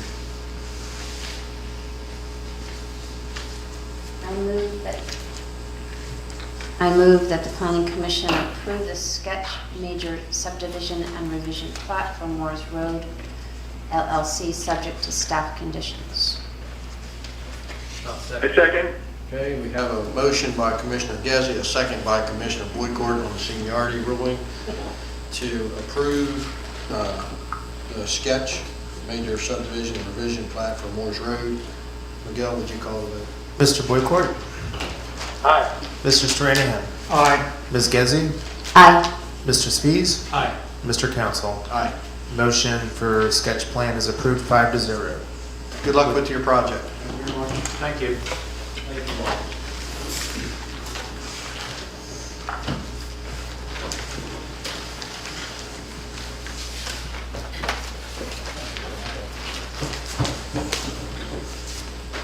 Mr. Chairman, I do want to make sure that the seniority rule is carefully applied. You realize we're just having fun with Paul. Okay. Miguel, would your preference be to do the working waterfront overlay district or move into the decision summaries at this time? Let's go into the working waterfront. Yep, good. Okay. So at this time on the agenda is under old business. The applicant is the Department of Planning and Zoning. The agent is Miguel Salinas, Assistant Planning Officer. The request is a recommendation to the County Council on the draft working waterfront overlay district. Miguel, whenever you're ready. Sure. Thank you, Commissioners. Since the last Planning Commission meeting, if you recall, at that meeting, I explained to you a letter that was received from the Critical Area Commission. They were comments on the draft of the overlay district, and in response to their letter, staff has proposed some edits to that draft that you had at the last meeting. There are two components to the text amendments for the Working Waterfront Overlay District. The first is the actual draft district itself, and the second are additional text amendments to other sections of Chapter 190. So with the actual draft of the overlay district, one change that was made was on page 11. It was 21.10, it's now 21.8. The state code allows localities to designate water revitalization areas under the critical area law, but it doesn't provide a lot of guidance of what that really means, and the only jurisdiction that has applied water revitalization areas is the city of Baltimore. And so critical area staff have been looking to they have been working with us actually to help come up with regulations that where water revitalization areas can work in small towns and villages. There are many in the state of Maryland that have historic working waterfronts. So they had concerns that if Critical Area Commission is going to approve certain incentives under critical area law, that in return we are showing what we're doing in terms of habitat protection and water quality improvements, but more specifically, or of more concern to the Critical Area Commission staff, is what is the county's plan to address the issue of flooding and water inundation in areas that are already showing in 30 years will be covered in water during many times of the year.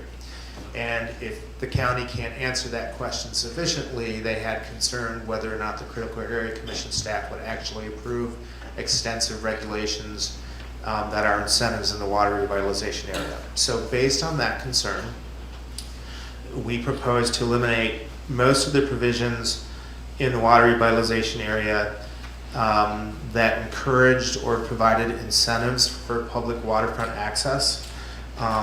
But based on our conversation with the Critical Area Commission staff and on the letter, they were open to allowing non-water dependent uses in existing structures, provided that it occupied no more than 50% or no more than 50% or more of the gross floor area of that building. So if an existing building is located 35 feet from mean high water or from tidal wetlands, and a business owner wanted to upgrade the building, fit it out for a different use, modernize the building, that they could actually have up to 49% of that gross floor area existing as a non-water dependent use. Currently, under critical area law, you can't have non-water dependent uses in the buffer unless you have a modified buffer that was approved by the council. So in a modified buffer area, let's just say it's the council passed along Knapp's Narrows, let's just use it as an example, a modified buffer area of 60 feet. So from 100 to 60 feet, you could have non-water dependent uses in that area, but not from 60 feet to 0. This change would allow you to have non-water dependent uses in a structure from 0 to 60 feet in that example, provided it's only in an existing structure. So no new structures, no expansion of existing structures, just the portion that existed as the date of this legislation. So that's what we're proposing based on critical area comments. Any questions on that? I am I am not totally clear on what you just said. Okay, it's very, so there's a 100-foot shoreline development buffer in the critical area. So the critical area is 1,000 feet from the shore, essentially. And within 100 feet, the first 100 feet of that 1,000 feet, that's called the buffer, generally speaking. That's a buffer. In new subdivisions, it's 200 feet, but for the majority of Talbot County, it's been 100 feet. In that first 100 feet, by critical area law, you can only do water-dependent uses or activities in that first 100 feet. So, water-based aquaculture operation is water-dependent. So you could do that, but you couldn't have a seafood market in that first 100 feet because that is not water-dependent. This would allow you to have uses that are not water-dependent in that first 100 feet, but only if they're utilizing an existing building.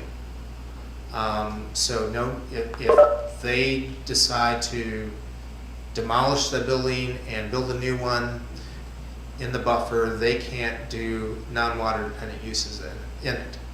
If they decide to expand the existing building, they couldn't do non-water dependent uses in the expansion portion. But if they wanted to do it in an existing building, they could do it, but the area that is going to be for that use, so let's just say it's an aquaculture operation, but they want to also have a seafood market there, that's retail. They could do that as long as it doesn't take up more than 49% of the floor area of that building. Yeah. When I talked about modified buffer areas, there are, and this is, Tillman's a good example. By county council action, they can, under certain conditions, circumstances, for instance, there have been buildings that have been there forever and they've been closer to the shoreline than 100 feet. We just did it for Ripley. Yeah, we just did it for Bellevue. Yeah. Yeah, we just did it for Bellevue. Ripley Payne property that you just did modify. Yes. So in a modified buffer area, let's just say the council says this area and these lots are in a modified buffer area of 60 feet. That means those same restrictions in the buffer still apply to the first 60 feet, but from 60 feet to 100 feet, you could have non-water dependent uses in that area. But you still have to mitigate and do all those things in terms of plantings and a buffer management plan in the whole 100 feet. So it's a little confusing, but basically the modified buffer area allows you to do non-water dependent uses in that portion that they modified, but you still can't do non-water dependent uses in the portion that they did not modify. This would allow you to do that as long as it's in an existing building. Okay. Miguel, is that restriction based on the footprint of the building, or is it based on square footage? So if you added a second. Gross floor area. So it's based on, if it's a one-story building, it'll be the footprint, but if it's a two-story building, it'll be the entire square footage of the first and second floor. So you could take a large structure, say that was once a storage building, and make it from a one-story to a two-story. No, I don't think the expansion portion would count. When you remodel. Yeah. You could do that and you could have water dependent use on, you could do that and you could have a water dependent use on the second floor, but only 49% of the first floor that already existed could be for the non-water That dependent. clarifies. So it is based on the square footage. The existing first floor area. Sure. I'm sorry. Bill, did we lose you for a second? Sean, do you guys want to come up to the table? You're welcome to sit at the table if you want to take part in this. You good? Okay. Bill, did we lose you? Bill, are you back? I'm on mute, sorry. Okay. You did lose me. My cordless phone ran out of charge. I had to pull another one. Okay, thanks. So that's one change. We did have incentives under the revitalization area that if a property owner wanted to provide public access to the waterfront for their enjoyment, so it was open to the public, let's just say they wanted to build a promenade or a walkway that when we calculate lot coverage for that property, that portion would not count against the lot coverage calculation to incentivize public access to the waterfront. But we took that out. Critical Area Commission staff did not want to go that far yet. Once the county develops some sort of plans that are concrete for resiliency, or develop programs where fee in lieu money could be provided to apply to resiliency projects like shore erosion protection, or grants for improved stormwater facilities or rain barrels or whatever it is that we decide to come up with, we can always go back and amend this section to add more incentives, because now we can show the Critical Area Commission that we actually are addressing issues of coastal resiliency related to sea level rise and more frequent storm events that are causing erosion of these properties, not just along National Narrows, but many areas of the county. Right now, we're undergoing an update to the Green Infrastructure Plan that will identify some of the most prone areas for shore erosion. And I'm sure that Tillman Island will be one of the top ones for that too. The Critical Area Commission would prefer, this is in their letter, that we amended the modified buffer area to allow this. I don't see a difference, whether it's under this section or whether it's in our modified buffer section of the code. So I just kept it in here, and we'll see what the Critical Area Commission staff has to say when it ultimately gets to them. The only other change in the draft of the overlay is on page 5, the use table. I did take some of those uses that were in Subdistrict 1 and added them to Subdistrict 2, but only as special exceptions. And so that is a change in there. And then the Critical Area Commission wanted to know, they didn't agree that marine contracting, marine fabrication, marine salvaging services are water dependent.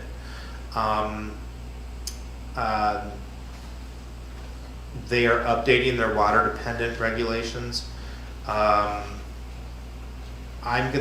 propose to leave it in there. We can have that discussion with the Critical Area Commission. If they ultimately ask us to take it out and move it to water related, we'll do that.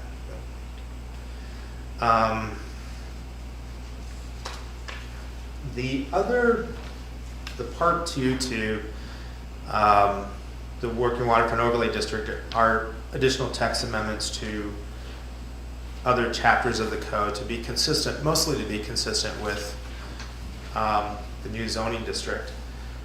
So since your last draft, we modified section 2616 for aquaculture, retail and wholesale uses. I did get a call from one property owner from Phillips Wharf Environmental Center, and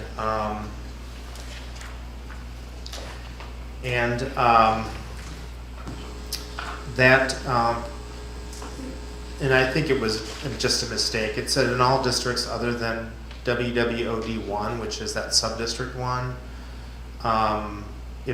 there's certain performance standards for aquaculture activities. One of the things about aquaculture in our code is it doesn't allow on-site processing. So for somebody like Phillips Wharf that does aquaculture water-based, it didn't make sense that they couldn't add processing to that. So we amended this to just say a WWOD on-site processing is allowed. But it all must be raised on-site, and that would be for whether it's aquaculture retail or aquaculture wholesale. So there's that change, and then the only other change that we've made is we added a definition for water-based transportation facility. It wasn't in the code. And also we just tweaked a little bit the definition for marine transport cargo, and that's just based on comments from Critical Area Commission. That's the only changes that we have. I also submitted to you staff. No, just real quick, Yeah. I touched on something. So if they had a aquaculture processing center and that person had a lease a half a mile down the creek, they couldn't bring that aquaculture back to that facility to process it? Not on the same property that they're actually, let's say, growing the oysters. They could not currently in the code. So if they were growing oysters at the facility and they had 2 other lease facilities, they'd have to open up a second processing facility? To do the processing, that's correct. And so what is the thinking behind that, just to help me out? I don't know if it was like that. It was like that in our previous code too, I think. I mean, we want to encourage people to Right. do aquaculture for water quality, and now we're going to force them to, and most of these people are going to have multiple lease sites.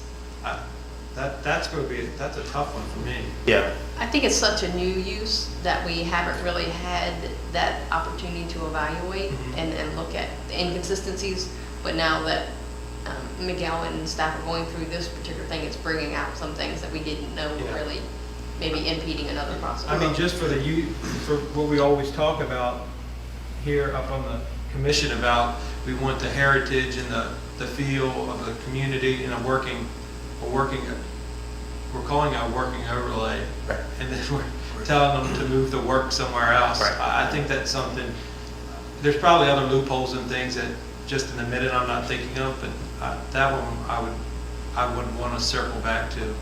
Yeah, we've definitely changed it, or we've changed it so that they allow on-site processing for any property that is mapped with this overlay district.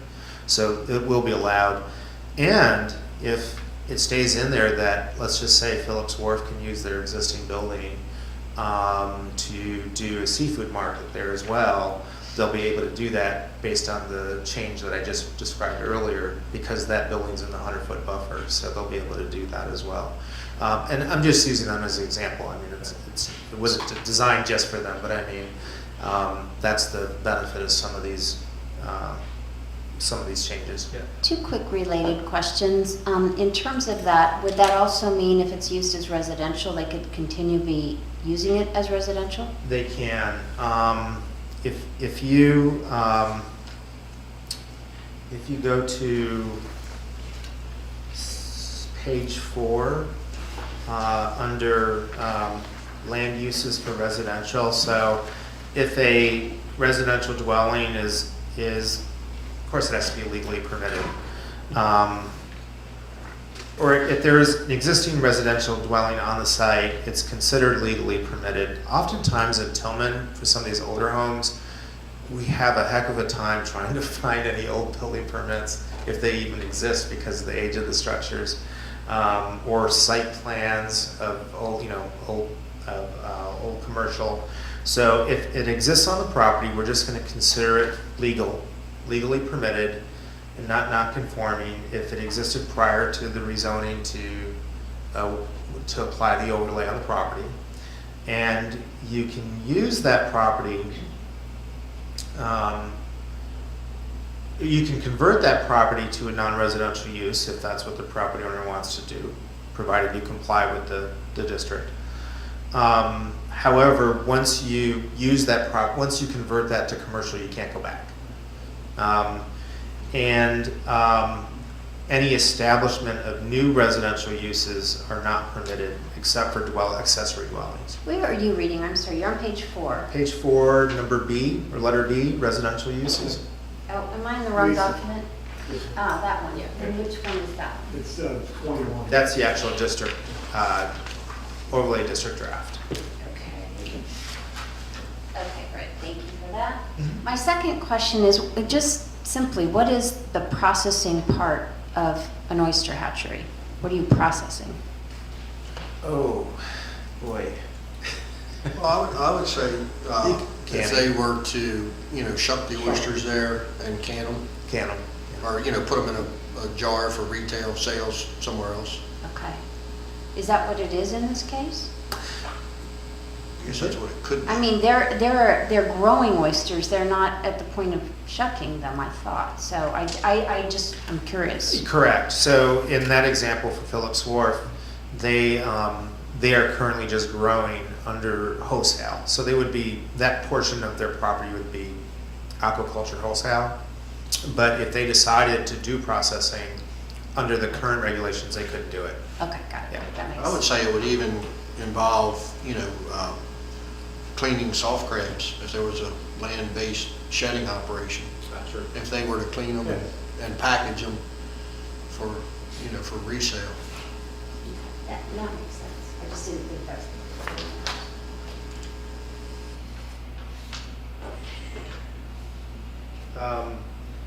I also included, and those are really good questions, I also included staff report as well. I described to you the changes that you've had since the last draft. I also outlined for you the process that we've taken to get to where we are today. It has been a long process, actually. I started working here in Talbot County in early 2017. At that point, I think the planning for the Tillman Village Master Plan and Bellevue Master Plan was actually already going on for almost a year. And those two master plans weren't approved until November of 2018. So it was about a 2-year process to get those approved. The master plan was approved by the council. I think it was on a 5-0 vote. In that master plan, there is a map that was developed. The map was developed before I actually came on board, but my understanding was the map was developed through a workshop or workshops that were held by the consultant and staff and the community. The maps were identified as recommended land use or land uses for Fort Tillman. I don't believe Bellevue actually has, they do have a map, but it doesn't look like a land use map. It just identifies where historic working waterfront properties are located based on the community's preference. In Tillman's example, or in Tillman's map in the master plan, it's on page 2 of the staff report. It defined 3 areas for commercial revitalization as it relates to the Working Waterfront Overlay District. Area 1 is along Knapp's Narrows. Area 2 is along Tillman Island Road, and Area 3 was along Dogwood Harbor. These maps were presented at community meetings during the development of the Tillman Village Master Plan, and it was incorporated as part of the master plan once the council adopted it. I just want to be really clear that the introduction of legislation for the Working Waterfront Overlay District, as well as other changes to the text, has nothing to do with where the properties are going to be mapped. The only thing that the draft says that the properties can be mapped in the village zoning districts. I can't remember if VR is included in there. I don't think so. And the commercial zoning districts in the county. So just VM, VH, and then the 3 commercial districts, LC, GC, or LI. The actual mapping of properties with the overlay district is not part of this process at all. We could have done it together, but we decided to take this as the first step and then take as the next step the actual mapping. The mapping is a text, would follow the process of a zoning map amendment, just like the kind that was described during the Morse subdivision. Since it's an overlay district, it doesn't have to comply with the change or mistake rule that is by law in the state of Maryland. If you as a property owner want to request a rezoning, you either have to demonstrate that there's been significant change in the existing conditions of the surrounding community that justifies that, or that there was a mistake in the original mapping or the latest mapping of that. For overlay zones, that does not apply. And so the council, it's their legislative discretion to decide which properties are going to be mapped with the overlay district. They could decide that they're going to follow this in the master plan, or they could decide that they're not. And that's going to have to be a whole different discussion, and I'm sure we'll have lengthy discussions on that. That is also going to come to the Planning Commission as well at some point. So I think there's been some confusion there. The third thing I just want to mention is that the development of the draft overlay district is in conformance with the Tillman Village Master Plan. The Tillman Village Master Plan identified a number of things for implementation. One was the development of the overlay district. Two was the taking a look at the approval process. And three was taking a look at certain uses that were special exceptions which should be permitted. And I think there were a couple other things in that master plan. So I would say that there isn't anything in the draft that's been developed that is inconsistent with that master plan, which is adopted by the council and is part of the comprehensive plan. Your decision on your recommendation to the county council is going to be based on whether or not you believe it's consistent with that Tillman Village master plan, and whether or not you believe that it's consistent with the policies of the comprehensive plan, and whether or not you believe it's consistent with the purpose and intent of Chapter 190. Once that recommendation goes to the council, just like the Cordova Village master plan, we'll ask the council if they would like to introduce legislation for the Working Waterfront Overlay District and other text amendments in the code. If one or more of them want to introduce, then that'll happen. And then I think that'll get moved over to the Planning Commission right from there, or is it just a council public hearing? Just the council. They've So, already made it. yeah, there'll be a council public hearing, and then there'll be, after that, discussion and decision. My guess is that there'll be, well, I shouldn't say, but they may want a work session just to be able to go through each part of it so that they can have discussions on whether they agree or disagree with portions of the draft, and then they'll hold a public hearing, and then that's your second reading of the legislation. Your third reading is actual decision, which more than likely would occur at a separate meeting after the public hearing.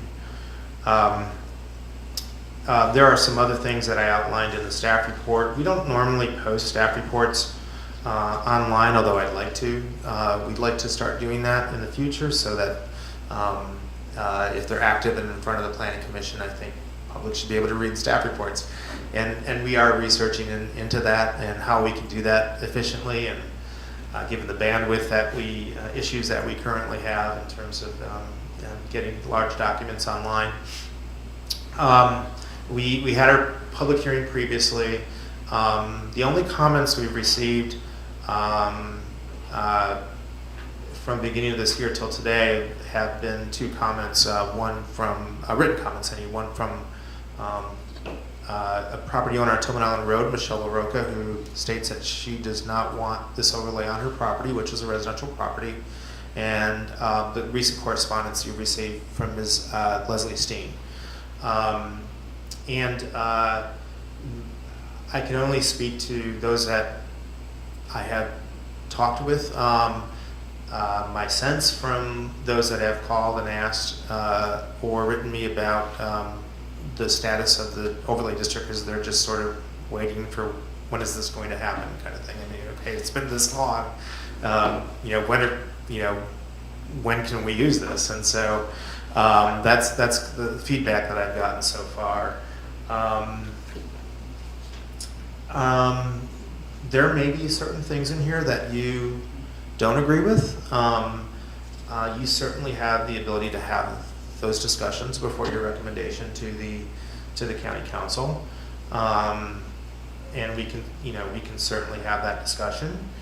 I think whether or not the district is an overlay or whether it's a base zoning district, I think that was looked at as part of the best practices report. The peer communities that we did review were base zoning districts, but as I mentioned to you, there are some issues with changing zoning in base zoning districts to other base zoning districts when you have to adhere to the change or mistake rule. But more than that, overlay districts have not gone out of style. I've been involved with many overlay districts. They work. Historic overlay districts are overlay districts. I think a property owner would probably accept better an overlay district on their property than completely changing their zoning on their property. And in addition to that, the overlay approach was consistent with the recommendation of the village master plan. We certainly have other overlay districts in our zoning ordinance as well that we utilize.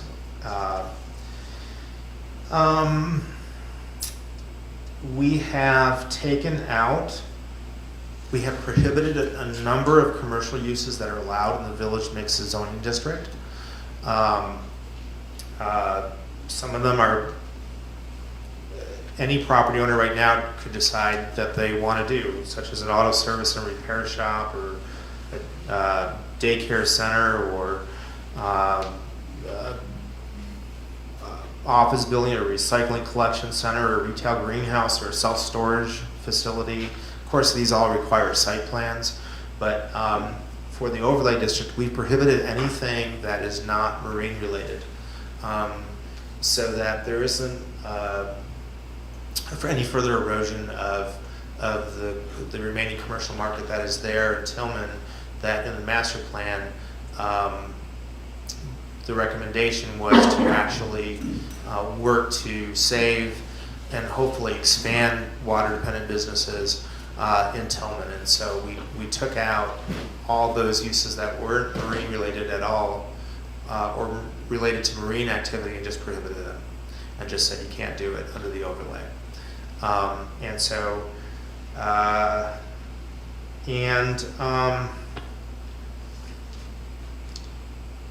guess that's it. If you want to have further discussion, if you want to talk about this, of course, more than happy to do that. Miguel, I have one question on this, and hate to digress. Thank you for bringing this. I know it's, I'm sure, getting a little boring because you have told us these things before, other than the updates. Going back to the residential uses thing, where you did a great job of explaining that. The thing that troubles me somewhat is there's a residential use now. If it's converted to a commercial use or something within the district, as I'm reading this and what I took from what you said, it can never go back to a residential use. And I would probably be more comfortable if there was some mechanism. I don't want things flip-flopping back and forth, but we all know that businesses change, situations change, and if there was an historic residence, it was used historically as a residential thing, it changed to commercial, that whoever's dream failed or for whatever reason moved on, I would hate to see properties sitting there potentially for years or more, particularly in a place like Tillman that is its own little enclave. It's not the crossroads of the world. There's one way in and out, and that there could be some sort of mechanism to bring that back to its traditional use.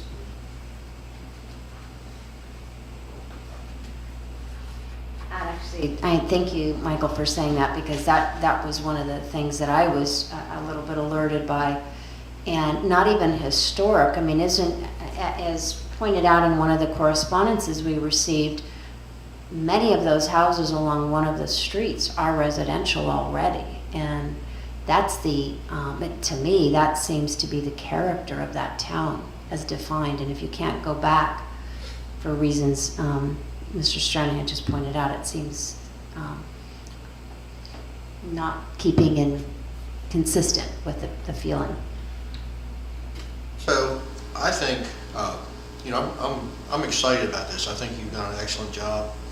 And I actually, I do agree with Mr. Stranahan and Ms. Gezzi. We don't want buildings sitting empty on Tillman Island. But I think when we get to the actual mapping, we're going to have to take some time. Obviously, they're waterfront parcels that we want to make sure we preserve for waterfront dependent uses. When we get on, you know, the main street, so to speak, I think we need to look at that a little closer to make sure we don't constrain somebody somewhere down the line. But that's down the road. I think with this, in a good place. But again, I do agree with Mr. Stranahan that there has to be a mechanism so that we don't end up with property sitting vacant.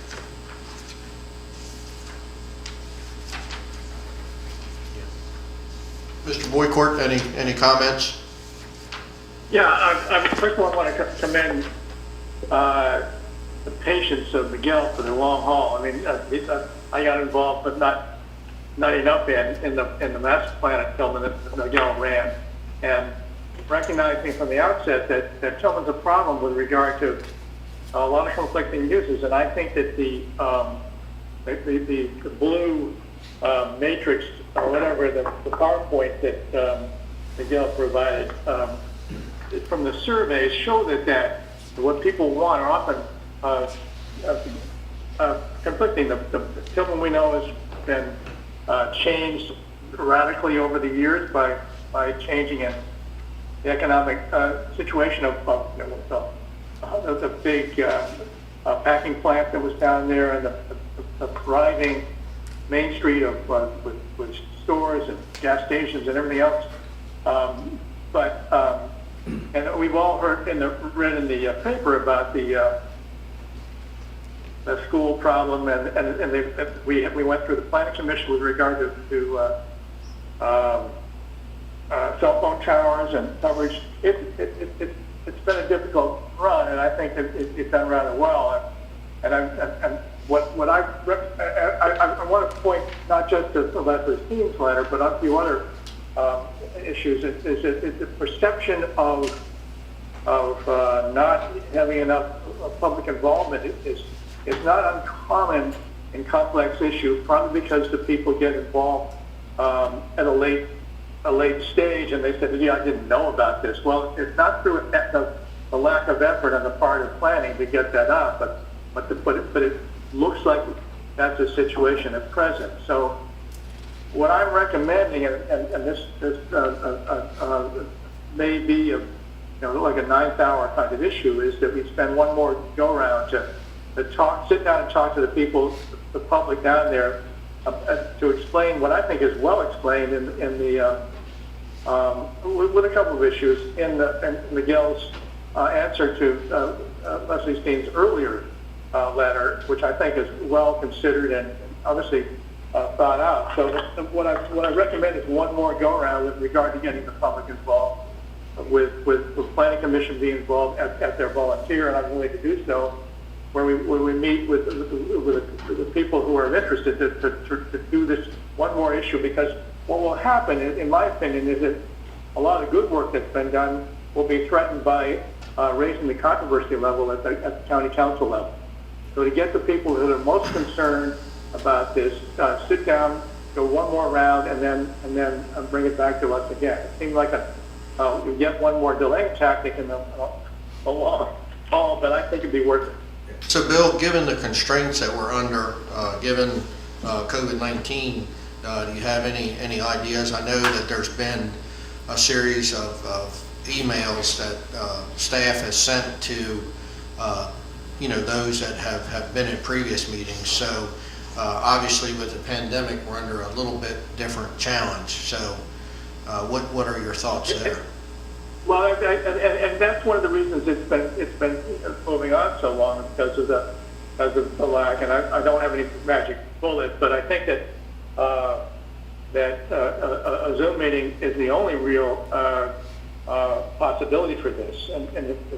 I mean, again, I haven't asked Miguel whether he's willing to go through yet one more, but I think a Zoom meeting would be the way that could be addressed, so it could be advertised, and yet one more time. And again, I'm not critical of the planning staff. In fact, I'd rather, if you look through the history that Miguel is painstakingly listed in the last go-round, it's been a long haul and a lot of opportunities for public involvement, but you know, it's a classic case where people don't get really involved until the issues are pointed out by some hardworking, careful people. So that's my only suggestion is a Zoom meeting if Miguel is willing to do that.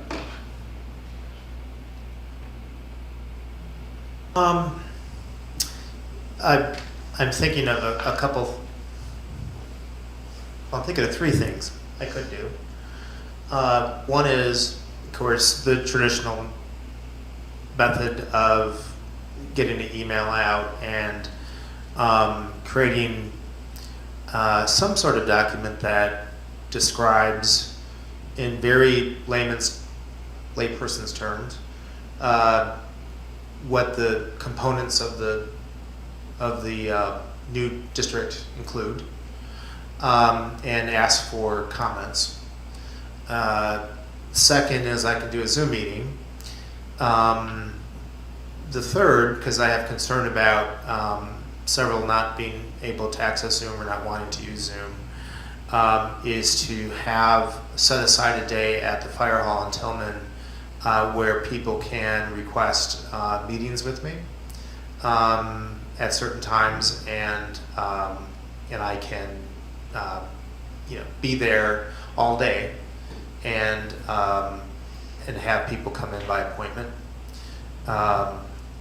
I think maybe one or all of those things could be ways we could finalize the outreach before we move forward, and summarize the comments received from those three methods of outreach. I appreciate that. Those are really good suggestions, Miguel. I want to come around back to in particular Leslie Steen's letter, to which I think was well done. I think that there's clearly answers to some of those issues, and they're clearly non-answers to some of those issues, probably because it's a conundrum. I think that we just have to do the best we can in those things. But I think to tap into people who do care and who have been thinking about this would be a benefit, and they can help spread the word thereafter. As you point out with this, and I appeal back to the survey, is that clearly with some of those issues, like some people who want more noise rather than less noise, those are insoluble issues, and so we have to throw a dart and make a decision here. But if you would be willing, I would be. I'm sound alone here in the Planning Commission for suggesting this, because I think that we've seen a lot of it and seen a lot of your good work, but I just think it's partly to ensure the community support, who I think has been pretty strong over the years, and I emphasize years, from the Tillman community. They care about the community, they want to do the best and improve the economic situation down there as much as they can. So, just sitting here thinking out loud,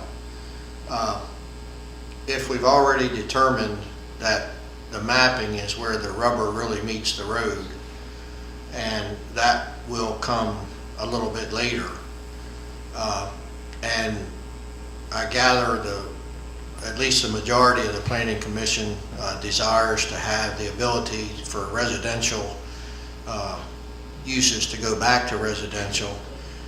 It would seem that would alleviate most of the concerns that I'm aware of. Miguel, is there something, in other words, so what I'm wondering. I have a quick question on that. Sure. On the staff notes, the purple area, how many residential homes are in would be, can you estimate in the purple how many residential are in that area? Around Dogwood Harbor, in Area 3, there are residential homes along the east side of Dogwood Harbor, along Knapp's Narrows.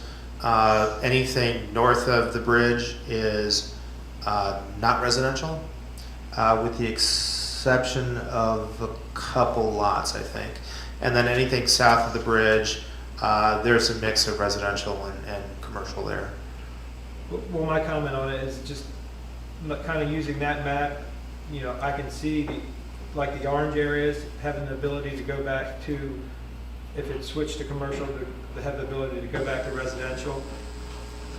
But really how we've gone through zoning and how we make commercial and industrial areas and, you know, places are grandfathered in, those purple areas, especially along the canal, you know, I would see the zoning significance of grandfathering that in, and once it leaves residential, that it remains in that commercial tack, because it gives that, I mean, basically we're creating a commercial industrial working zone. So that would be my comment, that kind of that orange highlighted area, and even, you know, that again, it's, the mapping is going to come down to where the rubber meets the road, the comments, and I see the significance of Mr. Stranahan's point of the orange area.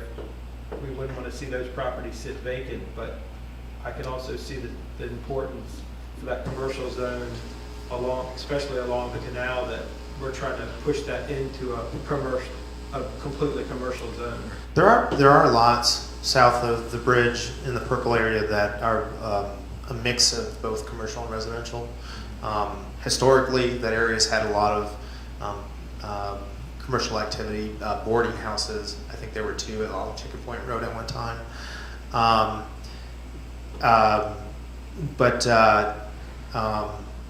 In what you're saying, I think what you're saying is that maybe along Tillman Island Road is where you would allow the conversion back to residential.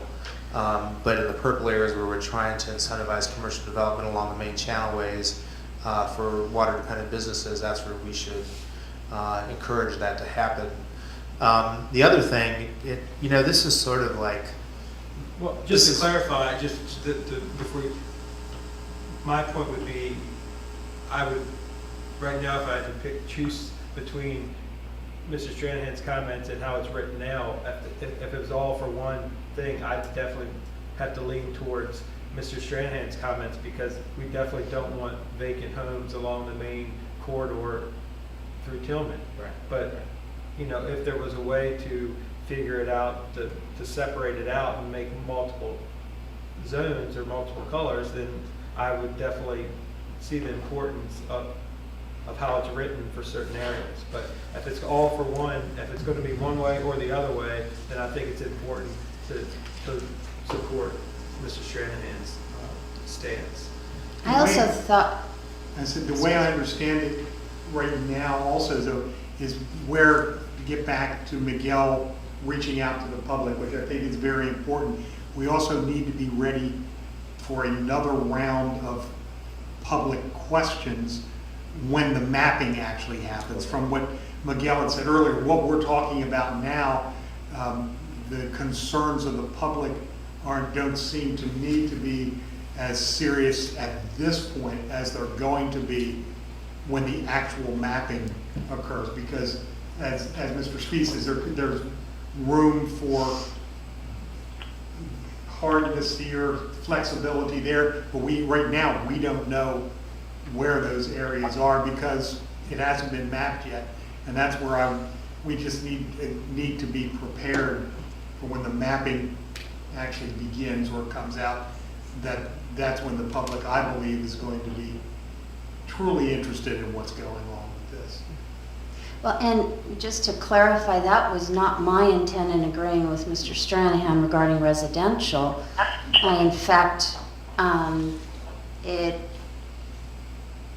my intent was to emphasize the fact that the village mix is what we were supporting, and the comprehensive plan supports, the mix of residential and commercial, and to hear Mr. Spies say we're pushing commercial really concerns me. Is that what we're doing in all this?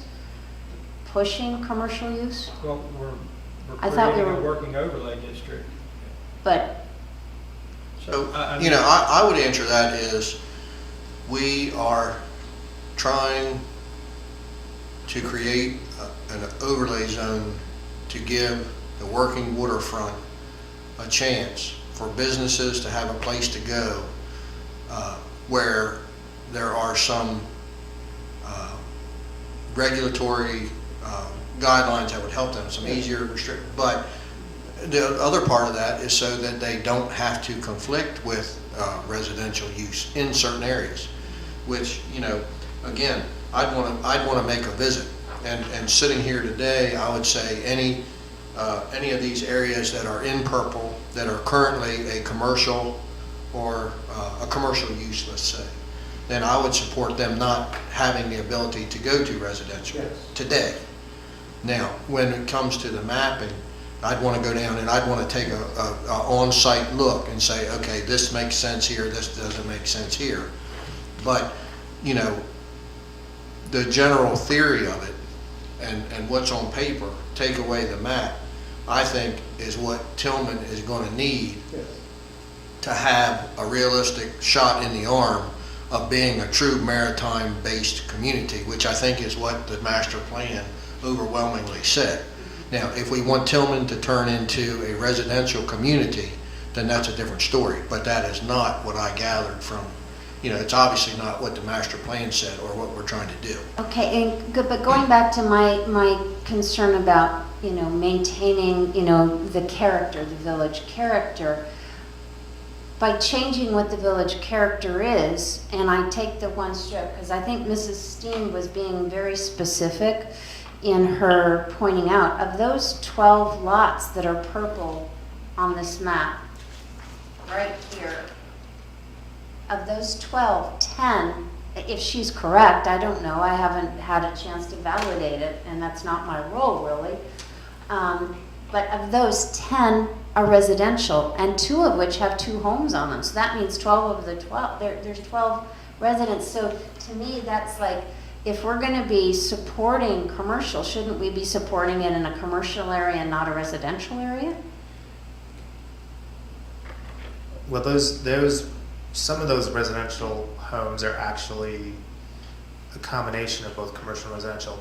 Like, for instance, one of the residentials next to Phillips Wharf Environmental Center is used by Phillips Wharf to house some of their interns. Yeah. But another residential next to it, they've actually had some inquiries into acquisition to be able to actually expand their business into that residential area. Mm-hmm. So, I mean, I think it's a policy decision. It definitely should not be taken lightly. Yeah, I just, I feel like we need to understand more. And the other thing I think that's important to note here is that I know how much this has been drawn out, and I know COVID has made this even more complex, but I got the sense in reading Mrs. Steen's letter is that the public hasn't had a good chance to respond. I don't know if that's the case or not, but I think what Mr. Boycourt has raised is let's give the public another chance, and if this last chance doesn't allow them the opportunity to speak, then what does it hurt giving them another chance? So I wonder if, Miguel, we use your suggestion of the firehouse, and if it's possible to, again, pre-register, we'll know how many people. If it's 8 or 10, perhaps you could socially distance in the fire hall and do a presentation. If it's a number that we're uncomfortable with, then we could do it by appointment only, as you suggest.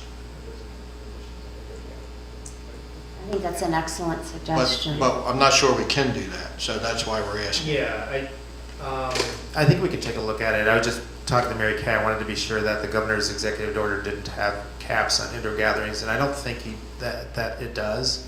So once we confirm that, it is possible we could look at that type of arrangement if we do a pre-registration. I think it's only fair to give them one more chance. Well, yeah. I think we all agree on that. Chip, this is Bill, and I appreciate your suggestions. I also, having brought this up, I want to commend Miguel's willingness to do this. I mean, I put him on the spot, and again, he's been hugely patient in this whole process. Starting with, let me say, an imperfect start to the master plan beginning, and I think the master plan came a long way as a result of his involvement. So it has been a long haul. I'm sure he'd like to get it off the table and move it to the new thing. So I feel really bad in suggesting this, but my interest is minimizing the upset going forward and making sure that people understand it well enough that they feel that they've been involved. And so when it gets to the county council level, that we all, we can deal with, there'll still be some people who have strong opinions, but to minimize the contention here, because I think we're all trying to do the right thing for Tillman. Yeah. And again, safety would be paramount, Miguel. If it doesn't work, then it doesn't work. Yeah, no, and I'm not opposed to any of this. I'm used to community outreach and. So with the idea of certain areas of the map, if they're residential, go to working waterfront, and then they have the ability to go back to residential. Is that a problem? Does that cause heartburn in certain areas, do you think? No. I think we put the draft out there, and if there are tweaks to that, it still offers property owners the ability to hopefully incentivize retention of businesses and expansion of businesses and new businesses into the community. Whether it's going to allow property owners to go back to residential or not. Right. Okay. Yeah. And that'll again, I know I'm certainly going to spend a day in Tillman, so to speak. Yeah. So if that's the case, I assume we will table this for the time being. I ask two more quick questions. Absolutely. Just a quick question on this survey, Miguel. This was done in December of 2018, the Working Waterfront Community Survey results. How many respondents does this reflect? I want to say 330 sticks in my head. Out of approximately? Well, it was, we just advertised through a press release and posted it online. Okay. I think it was countywide. It was countywide, yeah. Majority of comments came from Tillman residents, but it was countywide. Okay. And there's been no other survey after this? No. Okay. All right. And my second question is, who is the sponsor behind this? Well, it's actually an implementation component of the Tillman Village Master Plan. So this is the council supported and approved a grant from DNR, Working Waterfront Program, to hire a consultant to work with us to develop a draft of the district. So there's really no, it's the entity of the county council, and it was agreed upon by the whole county council. That's correct. We had to go to the council for. So you don't really have like a party or a group of parties that are really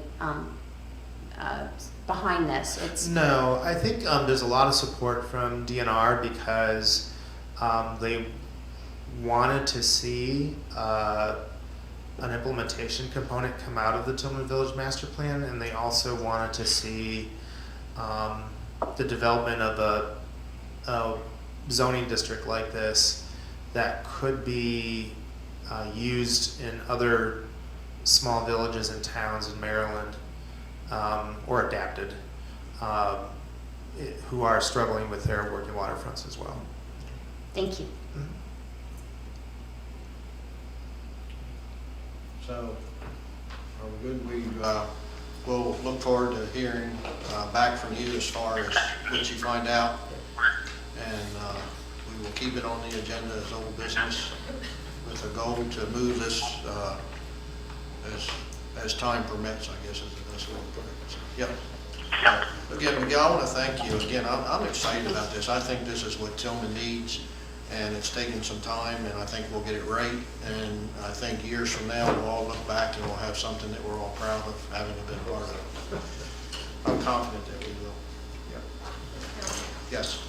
I just want to add one thing that's important in moving forward with this and the conversations that was had in regard to the land uses that would be permitted and the potential to change some of these residential properties into a commercial. This incentivizes the marine water-based activities and uses, but it also prohibits 64 plus land uses that would be permitted in the village district today. Right. So, I mean, any of these residential properties could come in today and ask to be automotive repair or an office, a bank, whatever, you know, some of these other land uses that are permitted in the village. Right. So it's not allowing something to occur, allowing it to be a commercial when it couldn't have been commercial before. Right.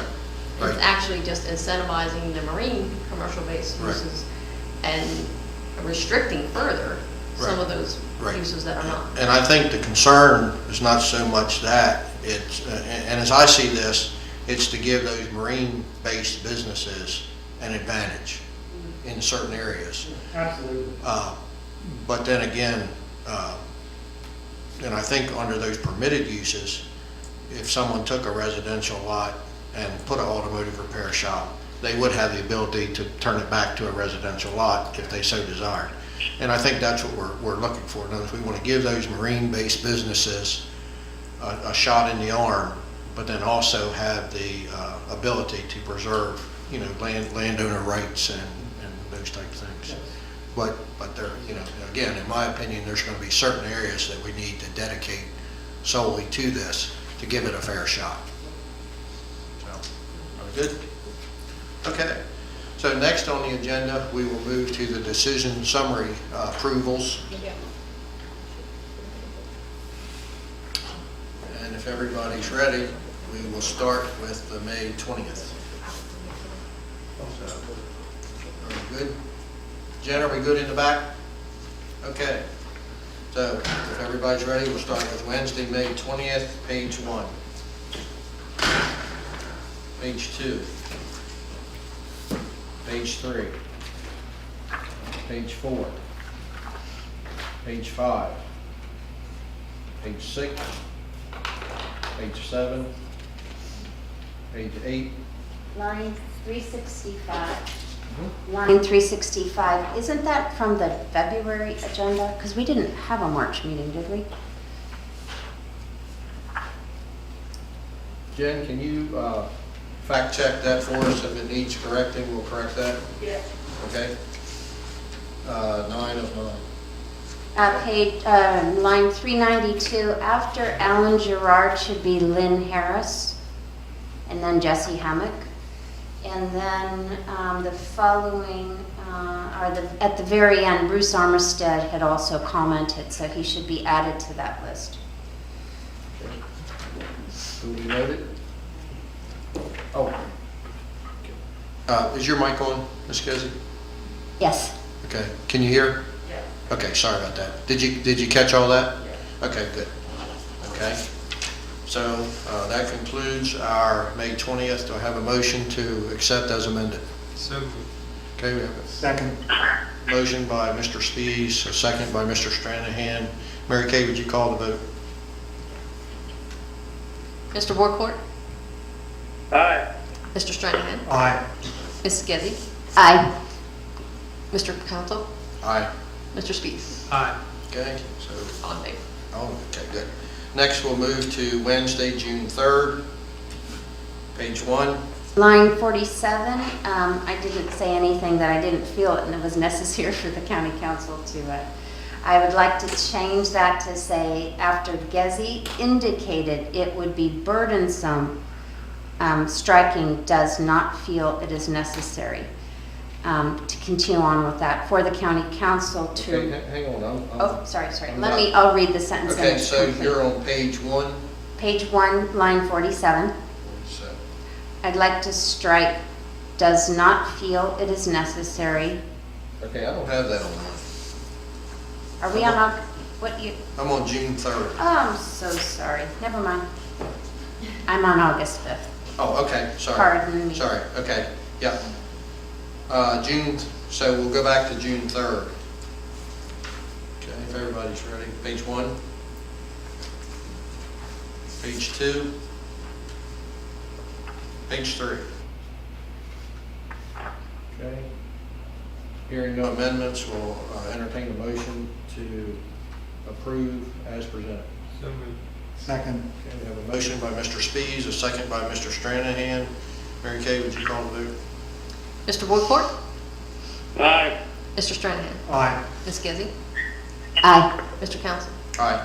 Mr. Speaks? Aye. All in favor? Okay. Next, we'll move to June 10th, page 1.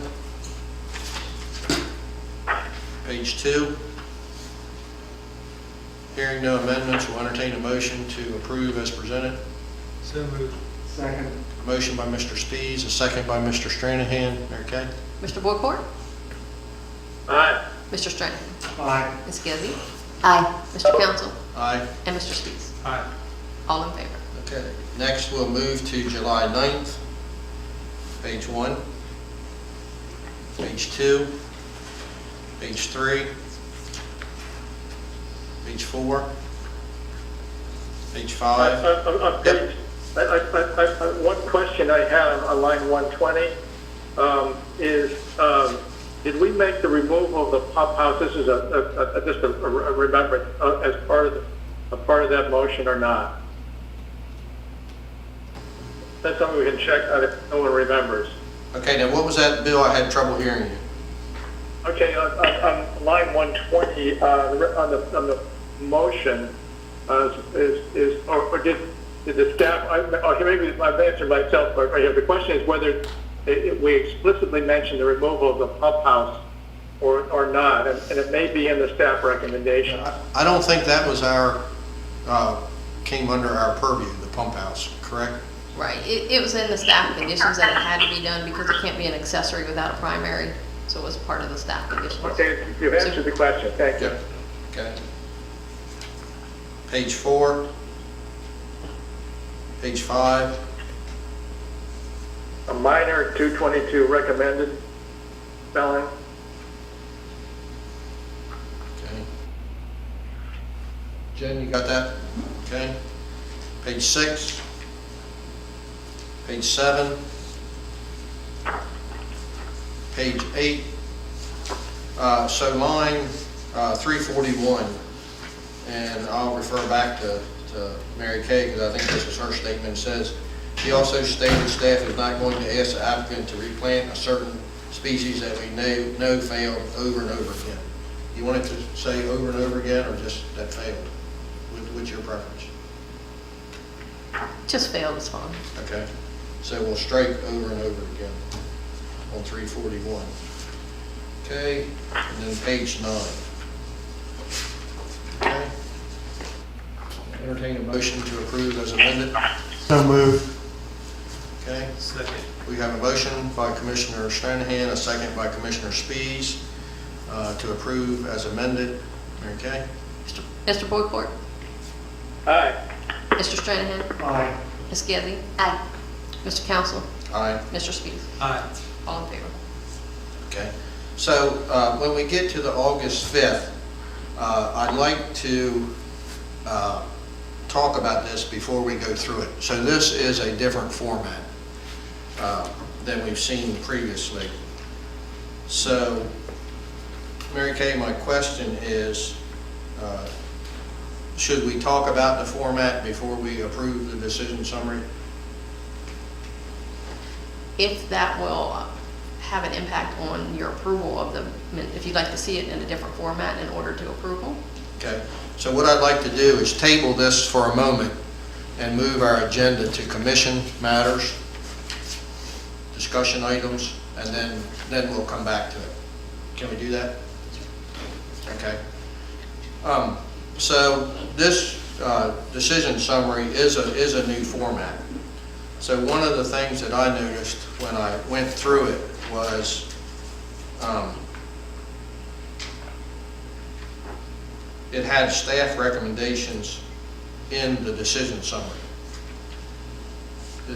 I assume most of you noticed that, which is something that I don't think we have previously seen. And I wanted to talk about that and see, I'm not objecting to it, I just wanted to discuss it. I think they are in the decision summaries. Usually it's right after the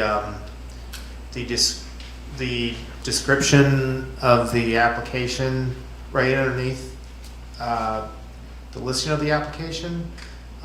Usually we write out staff recommendations. Okay, yep, sorry. Just a different format, caught me off guard. Okay. All right. Well, then we'll talk about the format. So any objections to the new format, the way it's presented?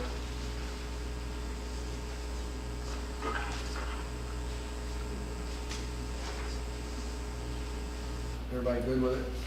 I like a little more meat on it than the two extremes that Lisa talked about before. So I think it's an improvement. Okay. All right.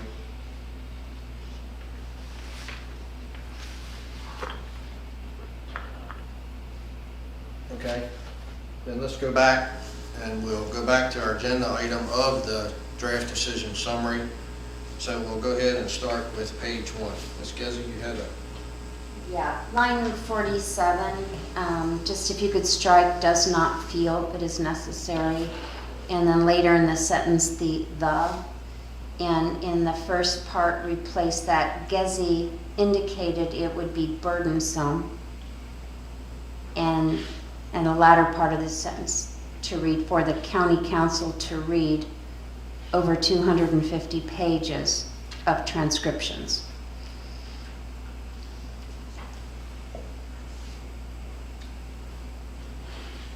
Okay. Page 2.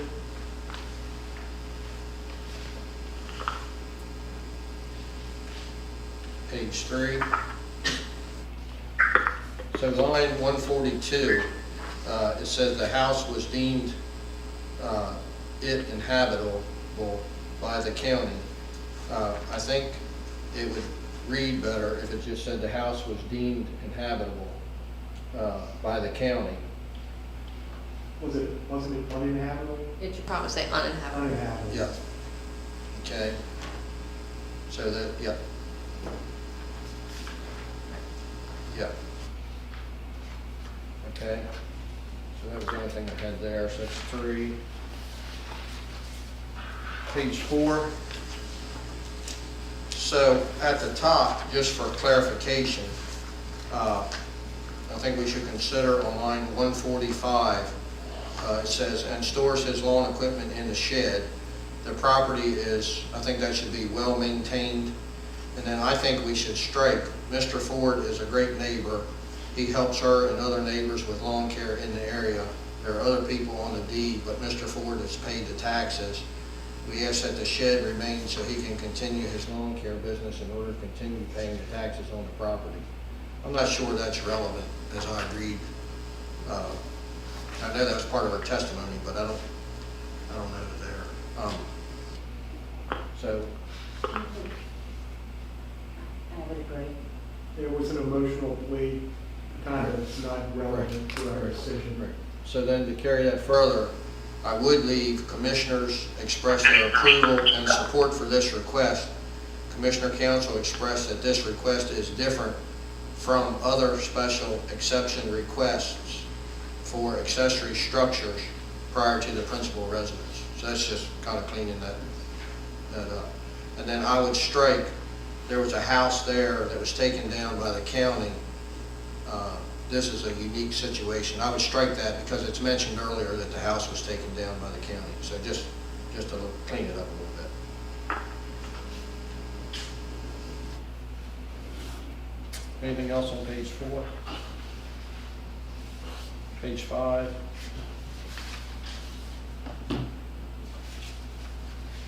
Page 6? Okay, on 253, actually 254, I think. So where it says transfer a large portion of Dutchman's Lane to the town, there are 3 steps. And it should, in my opinion, it should say first annexation that includes the road and the Connington property. The next line, Mr. Connington is a co-applicant for the annexation, should be moved up ahead of that wording that there are 3 steps. So I guess to back up, maybe it should say transfer a large portion of Dutchman's Lane to the town. Mr. Connington is a co-applicant for the annexation. There are 3 steps. First annexation includes the road and the Connington property, and then it goes on to say the second one is de-annexation. The third one is Chairman, Council, Yep. we're not able to hear you. Oh, okay, sorry. Okay, so I'll start over. So, I think on line 255, I'm sorry, Mr. Connington is a co-applicant for the annexation, should be moved up to the end of line 254, where it talks about the town of Easton and Talbot County both desire to transfer a large portion of Dutchman's Lane to the town. And then it should read, Mr. Connington is a co-applicant for the annexation. Then it should read, as the sentence says, there are 3 steps. And this is a first annexation that includes the road and the Connington property. The second one is de-annexation. The third one is a transfer of the road. And then I think we should strike the sentence, he also explained the enclaves that could happen. I think they're talked about later. It said if the county does not transfer the Connington property in Dutchman's Lane, the Connington property would be surrounded by the town of Easton property, creating an enclave. And then I think it should say if the town annexed but did not de-annex 3rd Street. Is that correct? In other words, it says we, but I think it should read the town. The town would de-annex, not the county, correct?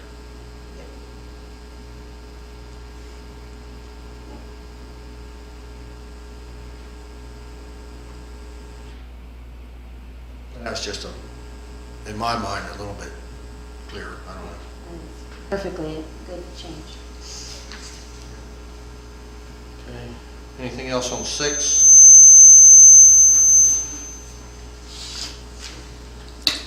7?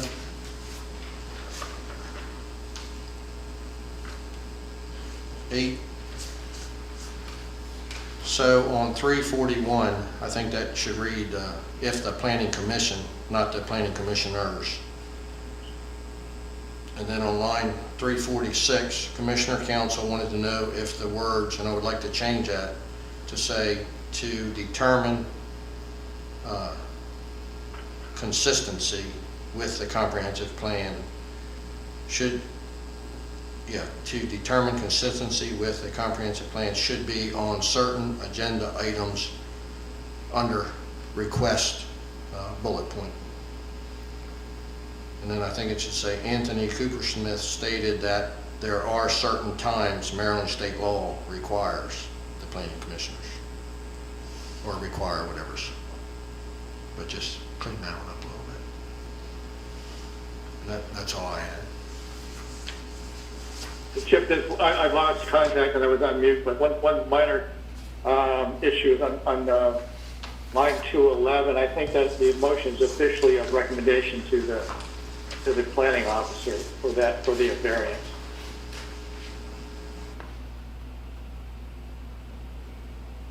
Okay, go back there. What was that again, Bill?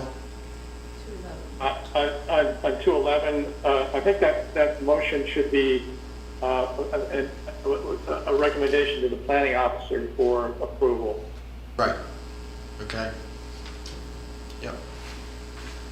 Duly noted. Staff okay with those changes?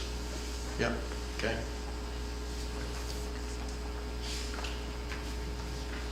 I'll move to accept as amended. Second. Motion by Mr. Stranahan, a second by Mr. Spies. to accept the decision summary for August 5th, 2020 as presented. Mary Kay? And Mr. Boycourt? Aye. Mr. Stranahan? Aye. Ms. Gizzi? Aye. Mr. Council? Aye. And Mr. Spies? Aye. All in favor? Okay. Next on the agenda, back to discussion items. We had a new format for the staff reports as well. Comments on that? I thought it was quite nicely laid out. I did. Okay. It's easy to follow. Yep. What's the feeling on the group on suggested motions at the end of that? I like that idea. It was helpful. Okay. And it wasn't restrictive. I thought it laid out every possible option and then left it open, so I thought it was very nice. Great. Okay. Good. Good job, guys. Okay. Any further discussion items? How about, were we able to reach out to the TRAP Planning Commission? Any progress there? No, I left a message, I need to, with the planning director, I guess, is their title. So I'm waiting for word back, but, but I'm trying to set it up. When I do talk to them, though, you want a face-to-face meeting, right? Not a virtual meeting. I would prefer face-to-face. Okay, so we'll try to see if we can get this through. Yeah. Okay. Yeah. Yeah. I think that would be a lot better.